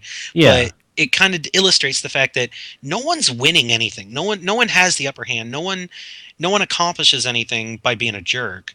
But at the same time, you didn't give them any power. You didn't, and you shouldn't put that burden on yourself and think, if you don't want those free drinks for life, that's a valid decision. You shouldn't feel bad for making that decision. But if you want those free drinks for life, then sometimes it's worth walking the gauntlet. Yeah, that's true. And I think that your point about no one winning on it is, you make the choice about how you feel about something. It's not easy to shake off tough stuff. It's not easy to just ignore an insult, but you can. You have that choice. You always do. Excuse me. And I think that's part of the perspective that I was talking about with Jim, is that, when he talked about how it comes down to you choosing which direction you're going to view this situation that you're in, you have that choice. It's either, you can say this or you can say that. You can tell yourself this or you can tell yourself that. And let me just tell you, when you're going through tough stuff, it can be really, really, really, really, really hard to have perspective. Mm-hmm. Really hard. Yep. So hardest thing in the world. And you have to fight for it. You have to fight for perspective to say, I want to enjoy this game, or I'm not going to let my life be a ball of negativity just because someone broke my trust or broke my heart or injured me in a way that I didn't ask for. I'm going to choose to not let that happen. And that is the message that I love about this man, because he just continually brings it forward. And I think that it's an outstanding one for people to take away from this show tonight. I hope. Yeah, so. just like, Definitely. I got passionate. This is a subject I get passionate about because I'm a proponent of make the decisions you want to make to live your life the way you want to, and damn everybody else. Yeah. Don't. And I feel like I got a little passionate. If I became a little antagonistic in that debate with Mark Conan, I apologize. I love Mark Conan. Don't get me wrong. No, you're fine. But at the end of the show, Mark Conan's going to have a decision. Do we invite Jim back? That was a really good conversation. They got into a pretty good debate there. Or Jules, don't ever invite that guy back. That was really bad. It'd be the former, not the latter. but that's what I'm talking about. Those are the two options that can come out of that situation. And I am a huge proponent of live free or die. Do what you want. Live your life the way you feel you do the best living your life. Don't let anyone else affect your decisions. Don't let anybody intimidate you or bully you or influence you into making a decision because you think they have power or because you think they're better or they're judging you. At the end of the day, when your bed hits that pillow, your thoughts are the ones you're going to be alone with. Mm-hmm. Mm-hmm. Absolutely. Well, we went way longer than I expected that we would on these topics, and I think it's perfect. I don't think it's necessarily a bad thing. Not at all. Not at all. I think we'll jump in a couple of tell us one thing questions, and then we can wrap up this lovely episode. How does that sound? Yeah, sounds good. I love talking about this stuff. I could do it all day. All right, let's jump into this lighter, fun stuff with Tell Us One Thing, and we'll do that right now. We read your submissions because reading your mind would just be creepy. First one comes from Haster. He says, question for the show. If you are an artisanal, I don't know how to pronounce that the right way, with soda. If you're an artisanal soda, what flavor would you be? Jim, you want to answer this one first? Or you want me to go first? You go first while I Google artisanal. I'm kind of thinking it's like those Jones sodas. Like during Thanksgiving, they come out with like turkey and gravy flavored, and they do that for real. So I'm thinking that's kind of what it is. So, bacon cheeseburger. Bacon cheeseburger? Bacon cheeseburger soda. I've said that if it's not going to happen, but if I ever got into a situation where I had to have a last meal, like you're on death row, this is your last meal, what do you want? I'm like, I want a bacon cheeseburger because it's got all my favorite things in it. It's got bacon, of course, and cheese, and it's a nice thing. I love bacon cheeseburgers, so that's what mine would be. Okay. Is a bacon cheeseburger soda. Okay. Crafted by artisans. Yeah. Artisanal.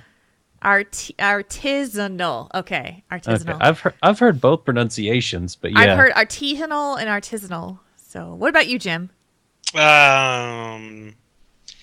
Cheesecake. I love it. God, I love cheesecake. Oh, me too. Cheesecake is one of my. Okay, so if I don't drink soda anymore.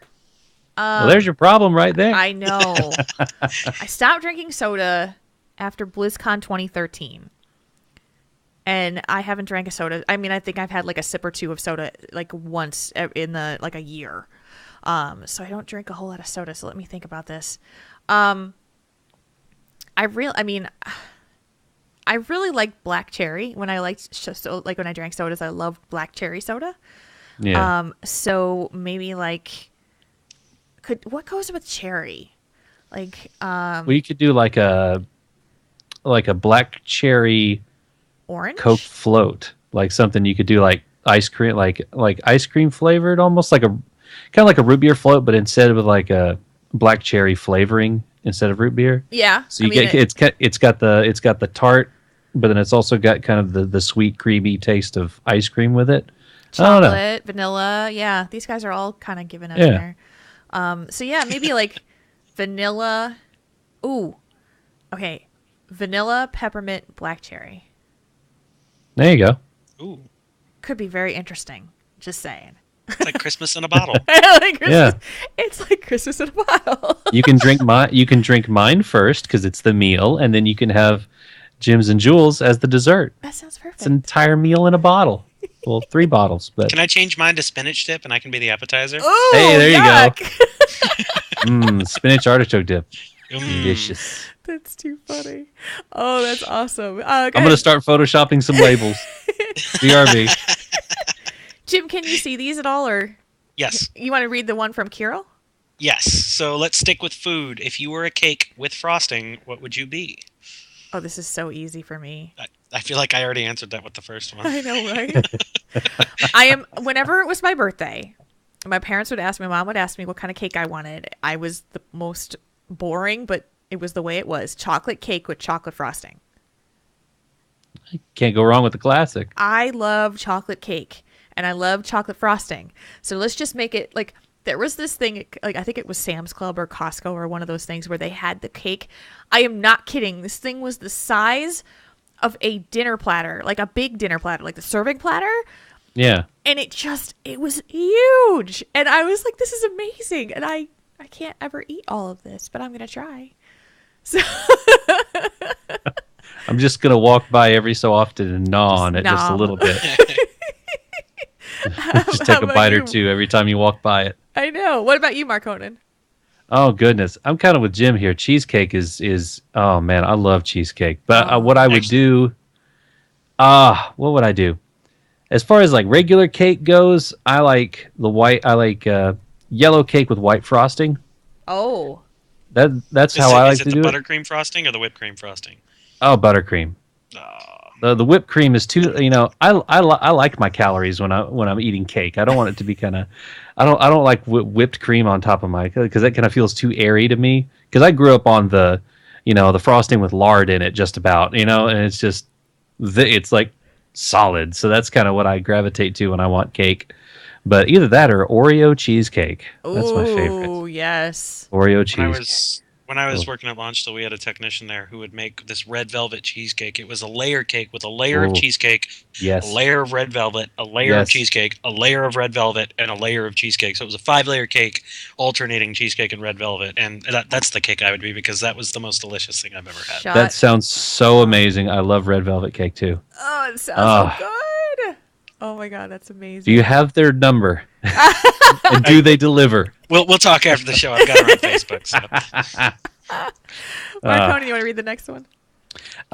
Yeah, and it kind of goes with what Teja said in the chat room. She said the cake is a lie, which is exactly what Erlina said. The cake is a lie. What kind of pie would you be? We've touched on cake. What about pie? Jim? I love pecan pie. Oh, yes. Good call. Yes, good call. Yes. Pecan, not pecan. If you say pecan, I'll punch you in the jaw. Where do people say pecan? Is that a Southern thing? Because I can't remember. I think wherever wrong people live. Okay. Because I've always said pecan pie. Pecan pie. No, I see pecan too. How about you, Marconin? Oh, apple pie. Got to stick with the classic. Classic apple pie. Apple pie with either vanilla or cinnamon ice cream on top. Warm pie, cold ice cream, it melts into. It's delicious. So good. Okay, so I think I'm actually going to go with Jim's, but I had this. So there's this place in northern Wisconsin on the way to Minneapolis, and it's this tiny little place that's known for its pies. It's called the Norski Nook. If you guys are from the area, you'll know this place. Everybody knows about the Norski Nook. And I had a chocolate pecan pie there. I'm listening. It was amazing. Go on. So there was the pecan pie thing, and then they had chocolate chips in it that melted. And so, oh my God, it was so good. It was so good. Oh. So I think I must have those memories of something like that. It's insanely good. And if I ate it now, I probably wouldn't love it. You have those moments where you're like, I had this amazing thing and I'll never have it again. Yeah. But I have this memory of this chocolate pecan pie that I can't. I almost did it. So yeah, that would be the one that I would say. I want to amend mine because my second place Solomio reminded me, because I love key lime pie. Do you really? A nice tart key lime pie. Love it. So yeah, apple pie and key lime pie. I have to do both of those. Okay. All right. Oh, well, so good. Xandar keeps the food theme going by saying, since we have a food theme going, what shape of pretzel would you be? Classic, log, stick, square, grid, or one of those funky shapes they make for the holidays like football for Super Bowl and such? I'd probably have them make it into the mage symbol of arcane brilliance. The eyeball with the lightning bolts. Oh, something nice. Like the little funk, like she was saying, the funky ones, like footballs or whatever. That's what mine would be. With lots of cream cheese icing to dip it into. Cream cheese icing with pretzels? Oh, yes. Yeah. You ever heard of Annie Ann's in the mall? Go to Annie Ann's. Yeah. Go to Annie Ann's, get the pretzels, and get some cream cheese icing with it. Okay, and it's so you go cup with the you sweet. Dip it in. Yeah, sweet and salty. They go together just great. I have never done this. You will need to remedy this. Jim? Well, I have a really morbid sense of humor, so I'd probably get little pretzel shaped like hand grenades. Oh my God!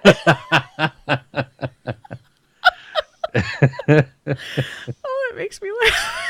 Oh. You are funny. It's so funny. My wife is watching the stream on her laptop. And we can hear her laughing. Because of the Twitch delay, I'll hear a laugh 10 or 20 seconds after I say something. That is awesome to hear her laughing in the background. Hi, Holly. Hey. Oh my God, that's great. Well, mine is that just took everything. So you know what? Mine is a cat, and I'm done. Okay. Cat pretzel. Cat pretzel.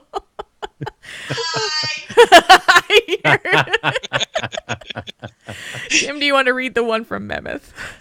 So your cat just became sentient and has supreme power. How does it treat you in the new Cat Overlord Society?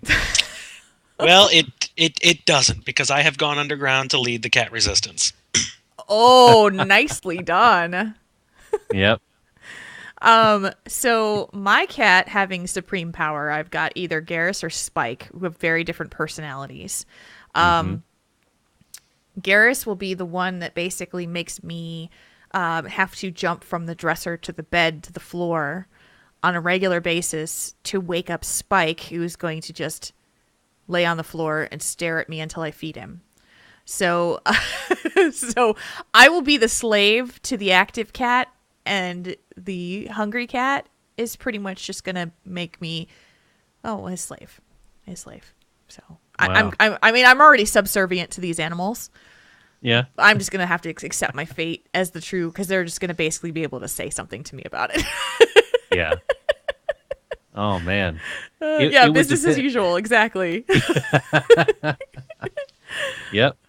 Oh, for me, it would depend on which one got it. If Reese or Pixie got it. If Reese got it, she's very lovey-dovey and loves just cuddling and is very sweet. So I think she would be really nice to me.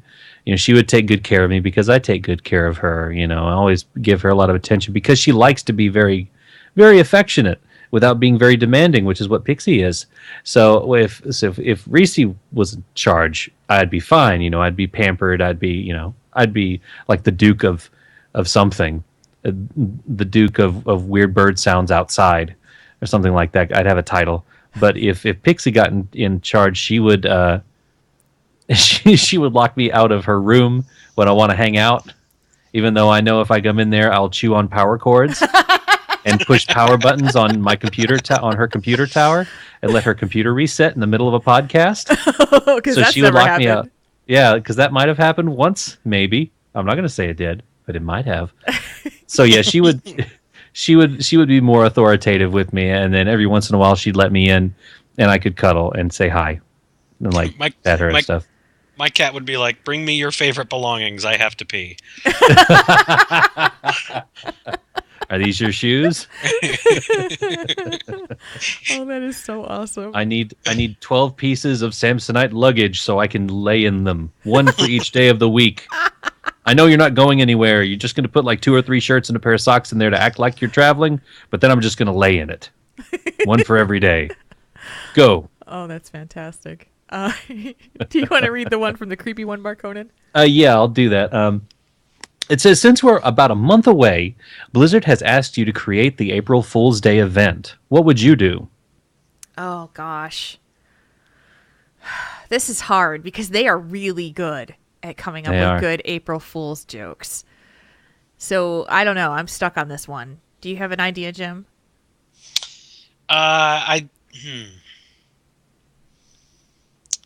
I would say they should announce that in the next expansion we're going to have one piece of cosmetic gear that sticks with us for the whole expansion, and it's never going to change or be able to be upgraded into anything else. Oh wait, they're doing that. Wait, yeah, they are. Yeah. I had to poke fun at the artifact weapon thing because I think it's silly, but I would say they should come out and say that Sylvanas is going to be the next boss of the expansion. Ooh. And then have you be trolly and then everybody be mad. Yeah. Because everybody's speculating it, but I want them to actually come out and announce, okay, yeah, we'll come clean. Sylvanas is the boss of the next expansion, and just see the fallout that comes after that. Yeah, no kidding. Mark Conan, do you have one for this? Oh, goodness. I would probably do the big old switcheroo. I would put... I would have... Well, I know, and this is something I would like to see for cosmetics. I would give a bunch of Overwatch skins and create new classes. Like we'd have somebody like a caster who's kind of like Zenyatta, but it's Millhouse Manastorm. He would be a new hero in Overwatch. And then we would get a Zenyatta skin for Diablo for the monk. So he could run around. Instead of running around, he'd float. And we do all these kind of weird things where we'd have the witch doctor in Diablo would be replaced by Vol'jin, and he'd just walk around. And we would announce new even newer classes. We would have in WoW, we would have kind of like a Sergeant Hammer, where they're always inside the mount, so the mount never changes, just like the weapons will never change. And oh goodness, what else would I do if I had supreme power over joking? I'd have some really funny patch notes talking about how whenever Tracer does her little time thing where she zips back in the past, you'd have a little bit of the time. Let's do the time warp again. Would go happen in the speakers. And just kind of do that. Or plays the TARDIS sound effect. Yes, that's it. Yeah, it would play the TARDIS sound effect. That would be perfect. That's awesome. I would add a whole bunch of skins like Reinhardt. He's the big tanky guy. He would get the Judgment set as a skin, the Tier 2 Paladin set as a skin to run around in. I think that would be cool. But of course, it's April Fool's Day, so it wouldn't happen. But then I kind of would want it to happen. Yeah, I know. I made the joke about the TARDIS sound effect for Tracer. Now I really want it. I know. It would be kind of cool. Kind of think about that too. I would say for mine that in WoW, they would say that all mounts would have the ability to fly, but only at a certain time of day, based on the server. So if so between 4 and 5 p.m. every day, you would not be able to fly anywhere. And or just have like these blocks of time, so you'd have to plan out your game time. So talk about uproar. And then you would get unmounted, and you would just fall to the ground no matter where you were. Yeah, so if you're flying over something on your mount and it turns to 4 o'clock, all of a sudden your mount just drops like a stone, and so do you.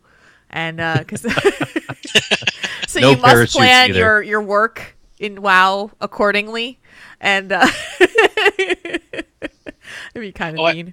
I have a better one now. I want to change mine. Okay. All right. Okay, so your guild hall champion or your class hall champions all have a union. So when you send them on missions and stuff like that, you have to make sure that you don't send them on a wrong mission, or they'll file a grievance, and then there has to be mandated breaks between each mission.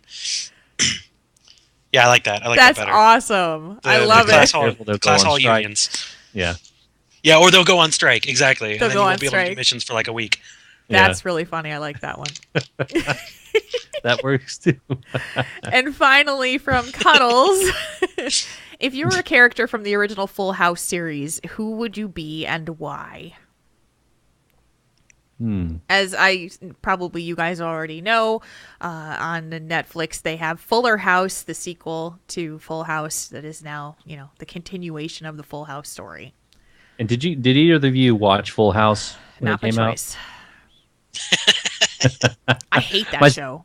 My sister loved it, and so I absorbed it through osmosis because she watched it all the time. My sister loved it too. I hate that show. And then it wound up being on that whatever that rerun show is or the channel is on cable, and then it showed up on in the house again, and I'm like, I hate this show. I hate this show. That's how I feel about Saved by the Bell. I just got sick of it because my sister was just gaga over that show, and I just Yeah. I may or may not have had a small crush back in the day on Stephanie.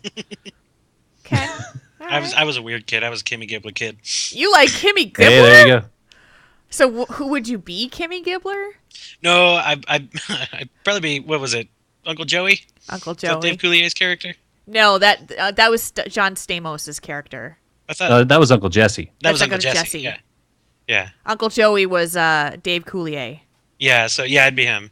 Because I think I'm hilarious, but only about 60% of my jokes actually land. Well, you got a better track record than Dave Coulier does, then. I'm just kidding. I'll just pick Aunt Becky because she was actually one of the more cooler people on the show, and she was, she was married to a babe. So, someday that might happen. The same now as he did 30 years right? ago. Someday that might be my life. So. Behold the power of Stamos. Oh, yeah. So I would say I'll just choose Aunt Becky. Okay. Well, we're going to have to fight for it, Jim, because I want to be Uncle Joey too. Oh, God. So cut it out. See, Dave Coulier from was he on You Can't Do That on Television? I think that's where he started. And I was totally into that. Like on Nickelodeon, I thought he was the funniest thing. Whatever that show was, I think it was You Can't Do That on Television, and you were like, "Oh my gosh, he's got the coolest voices." And then he showed up on Full House, and I'm like, "You're so lame." Like, totally I think that was the writing too. Oh my gosh! Because I've watched the first 4 episodes of Fuller House now. And it's it's rough to watch sometimes because it's the same formula, but 30 years later, some of the jokes land, some of them just kind of flop around like a fish.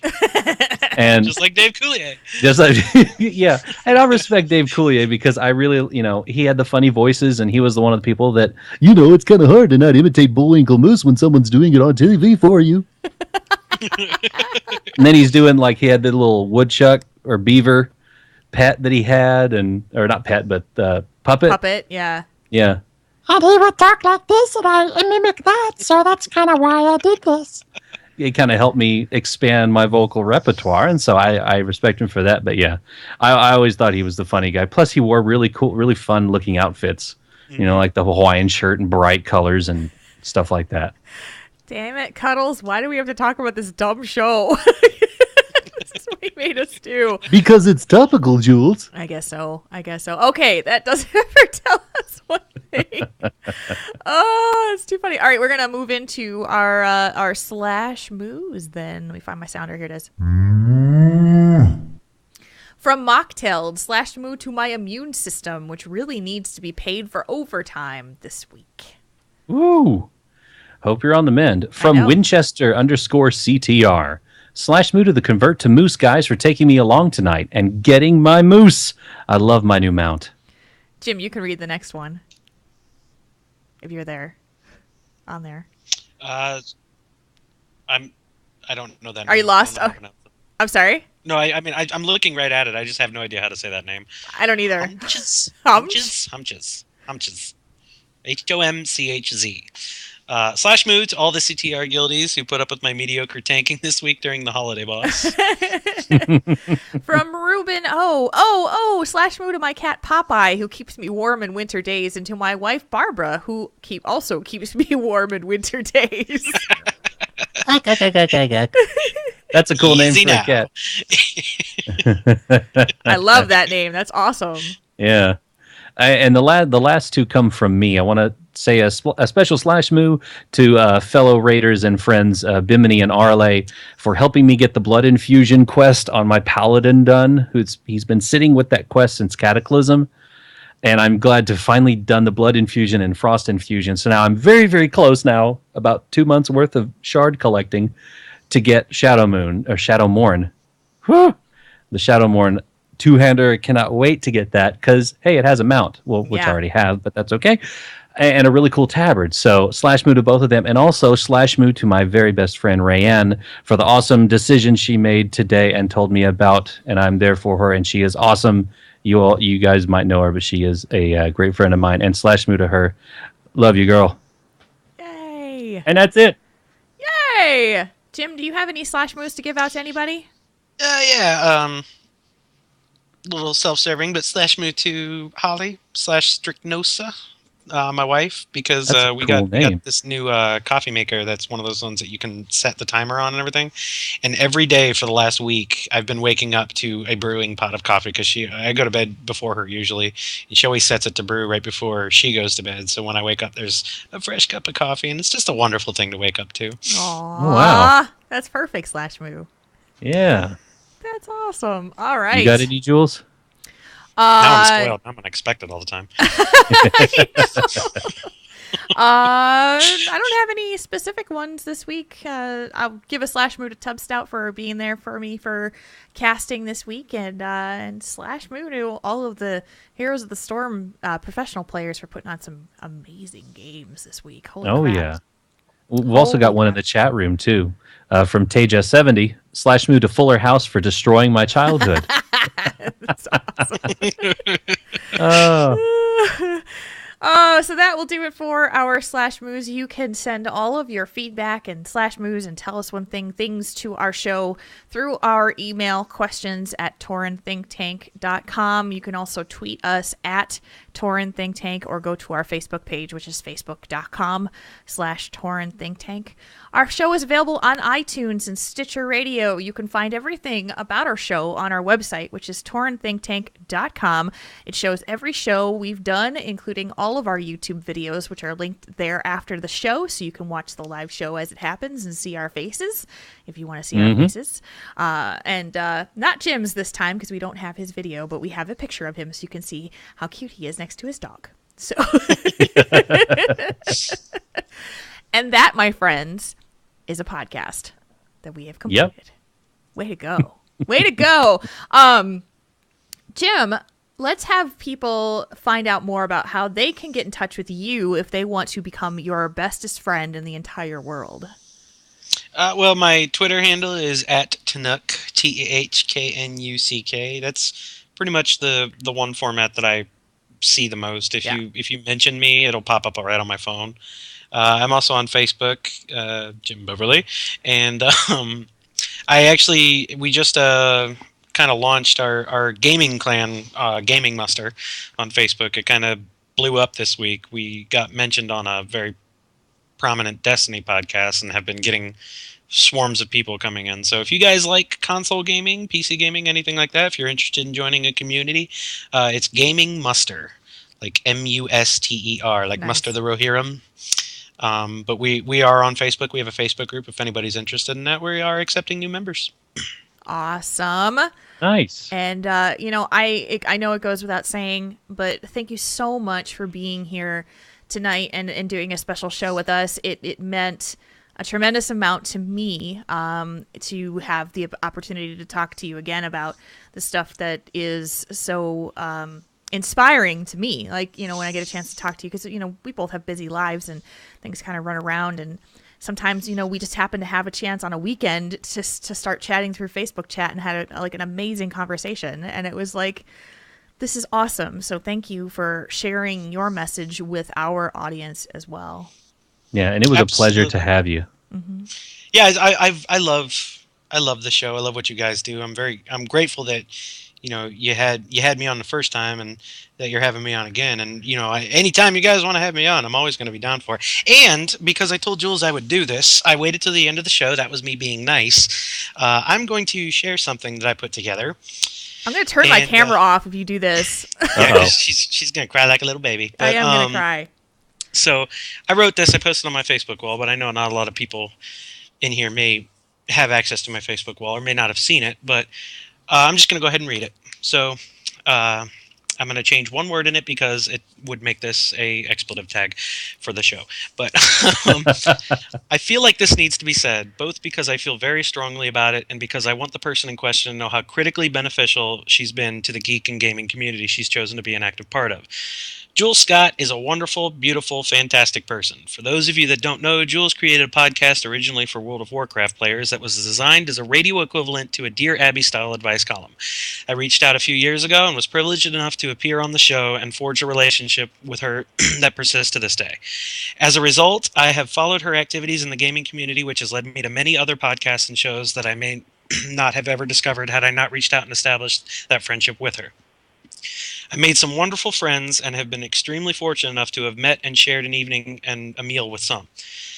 Connectivity has been Jules's rallying cry, and it's a virtue she has championed since the moment I first encountered her. She, like everyone else, has faced diversity and challenges in her life, but she has consistently remained resilient and dedicated to her commitment to provide entertainment, connection, and support to the community she loves. She is a shining example of the tremendous good that can be done with a powerful heart and the willingness to speak out and help people. So thanks, Jules. Thanks for the entertainment, the acceptance, the connections, and the inspiration you provide to everyone that has the supreme privilege and fortune to have you in their life. We love the crap out of you. Hear, hear. Oh, you suck. And I love you for it. Thank you so much. And Jim posted this on his Facebook page. Sorry. It was perfect timing because I needed to see it. So thank you for those kind of, like, I don't even know what to say, because I don't do this because I'm trying to get, I am. I get something amazing out of it. I get to connect with people, and I'm just glad that it has extended to help you find the people that you've connected with as well. So. And, when I come on the show and you guys are so gracious and you pump me up. You guys say, oh, he's been through all these things. He's so positive. He's you guys always talk up the things the impact that I have when I come on the show. But I want to make sure that the impact that you have, what you do, how important what you've done for, over 100 episodes has been for people. Yeah, I've showed up on 2, but you've been here for every single one. And the things that you do, don't ever sell that short. You're a phenomenal contribution to the community, and I don't want anything to ever overshadow that. Thank you. Oh, thank you so much. She just getting the chance to work with her, before I was on the show is what, through her I've made a lot of additional friends, especially after getting a chance to meet her in person and meet other people. So I'm indebted to what she represents and what she's accomplished as well. Well, I thank you guys so much. And if there's one thing I can do in this life to bring people together, I feel like that's why I'm supposed to be here. So I'll just keep doing it. So it's part of what makes me happy. I mean, makes my heart sing. So and that's what I say to everybody when it comes to coming to what you want to do in this life. If this is something that makes you happy, then go out there and do it. And sometimes for me, it's just about bringing other people together and letting them find their way.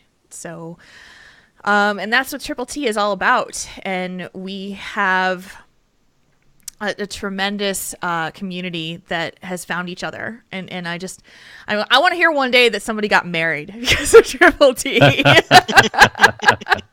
want to hear that. That's my goal in life. So go out there and start meeting each other so you can get married. Let's do that.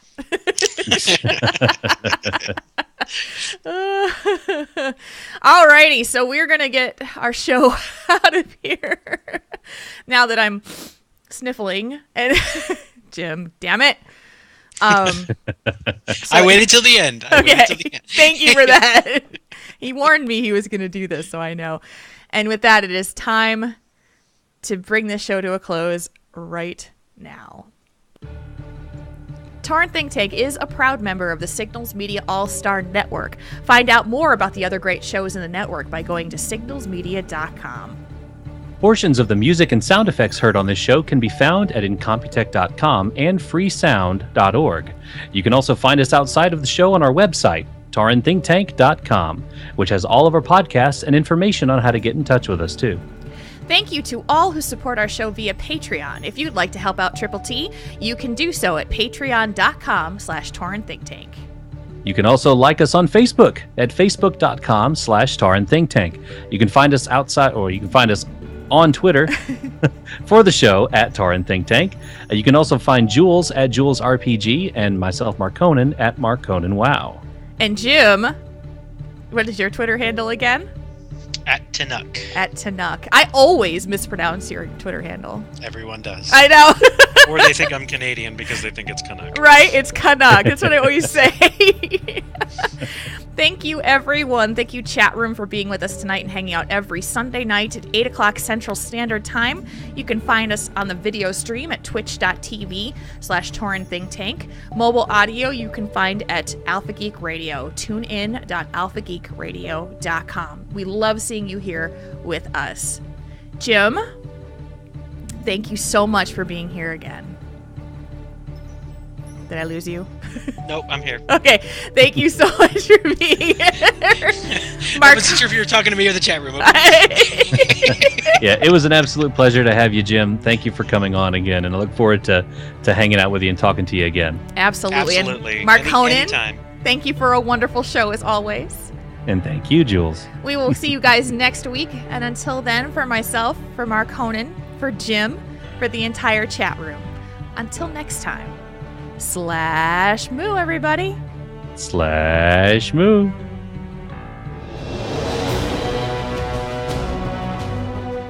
Tauren Think Tank.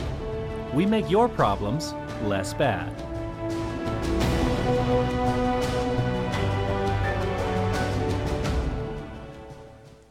This podcast is a part of the Signals Media All-Star Network. For more information on this and other fine shows, go to signalsmedia.com. It's okay to stick our stuff in your ears.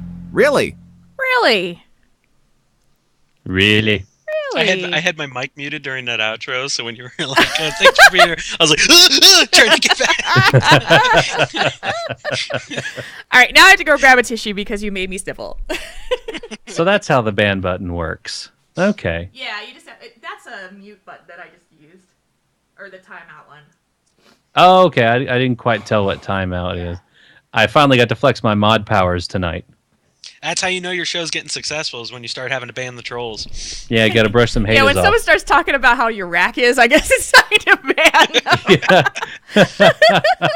Yeah. It's like, I haven't seen that name. Oh, that's why. Yeah. Thanks, but go. Bye-bye. I appreciate the compliment, but no thank you. It's kind of the mark of being a female that's on Twitch. There's someone's going to make a comment about your looks or your rack. That's what happens. Yeah. Oh my gosh. Solo Mito, I need an update on what's happening on the I know it's Naventic and Cloud9. Have they played the first game yet? And also, we'll need some ideas for the title for the show.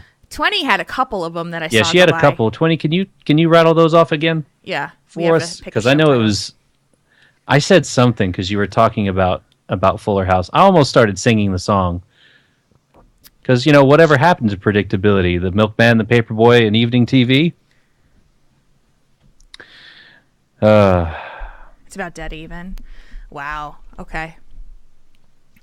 You get mad about talking about Marconan's rack. Well, thank you very much. I've assumed quite a collection back here.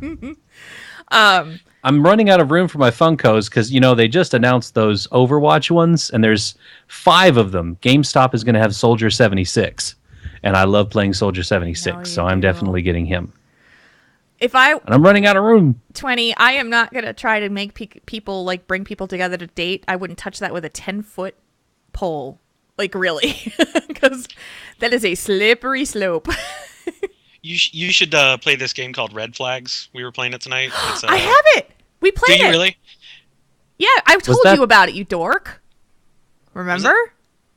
Oh, that's right. Yeah, because it was on. I remembered it better than I heard about it. Never mind.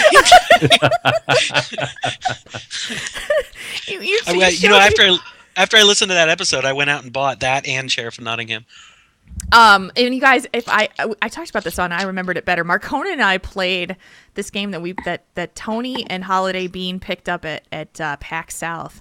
It's called Red Flags, and it's a dating simulation tabletop card game, kind of like Cards Against Humanity. And you get these positive traits about a person and some negative traits about the person. And then each person who's playing has to pitch their date to the one whose turn it is, right? So it'd be like, she's got amazing hair and she loves animals. And then the negative trait is that she likes to suck her own toes while she's eating dinner or something like that. So it's two pros and a con. 2 pros and a con. And you have to sell your woman to or man to whoever is the person that we're going, who's needing a date. And you got to kind of debate with the other people. It was really funny. The catch is the red card is played by the person to your right. So you set up the perfect date, and then that person sabotages your date by giving you the red card. Oh, that's not how we played, and that's actually better. I like that. That's what's on the rule book. Oh, okay. I think we kind of made it up as we went along. Because did you get the NSFW one too? I don't know. I got the one that was on the shelf. I didn't look too closely at it. There's an NSFW expansion that the cards are a darker red, and they're dirty. Yeah. So you have to get that one too, because if you like Cards Against Humanity, you'll definitely like that. Well, one of the cards that I played tonight was sells wigs made out of pubic hair, so I don't know how dark that version is. Oh, it gets depends really if bad. they're blonde or brunette. Well, you know what? We're not recording How dark anymore, is right? it gonna I can get? be a little. We more are crude. recording, but that's okay. It's not going to be. It's going to be edited off of the podcast and not the video, so it will be on the video. I played that card on somebody's white cards, and I played the sells wigs made out of her own pubic hair. And I swear to God, the guy picked that person says, "Hey, at least I know she's always shaved." Oh, jeez. Oh, This game is called Red Flags, and it is hilarious. You can find it online. You can find it in stores, and it is so damn funny. You got to try it out if you like Cards Against Not Humanity. for the faint of heart. No, but you laugh your head off because it's so damn funny. So yeah, that was a fun game. We played it. All right, gentlemen. Well, I'm gonna get us taken off the stream, and so I can start uploading the show, and I can finish watching Heroes. So because the finals are on right now, and I'm excited. Yeah. What title are we going with? Oh, which one do you want? Elitist, Hello Kitty Jerks, or Christmas in a Bottle? I like Elitist, Hello Kitty Jerks. Yeah, that was cool. Okay. I will type that in there right there. Thank you for reminding me. Jules, you should watch Smite. I should. Yeah, it's a MOBA. It's a third-person action MOBA. You want me to watch it or play it?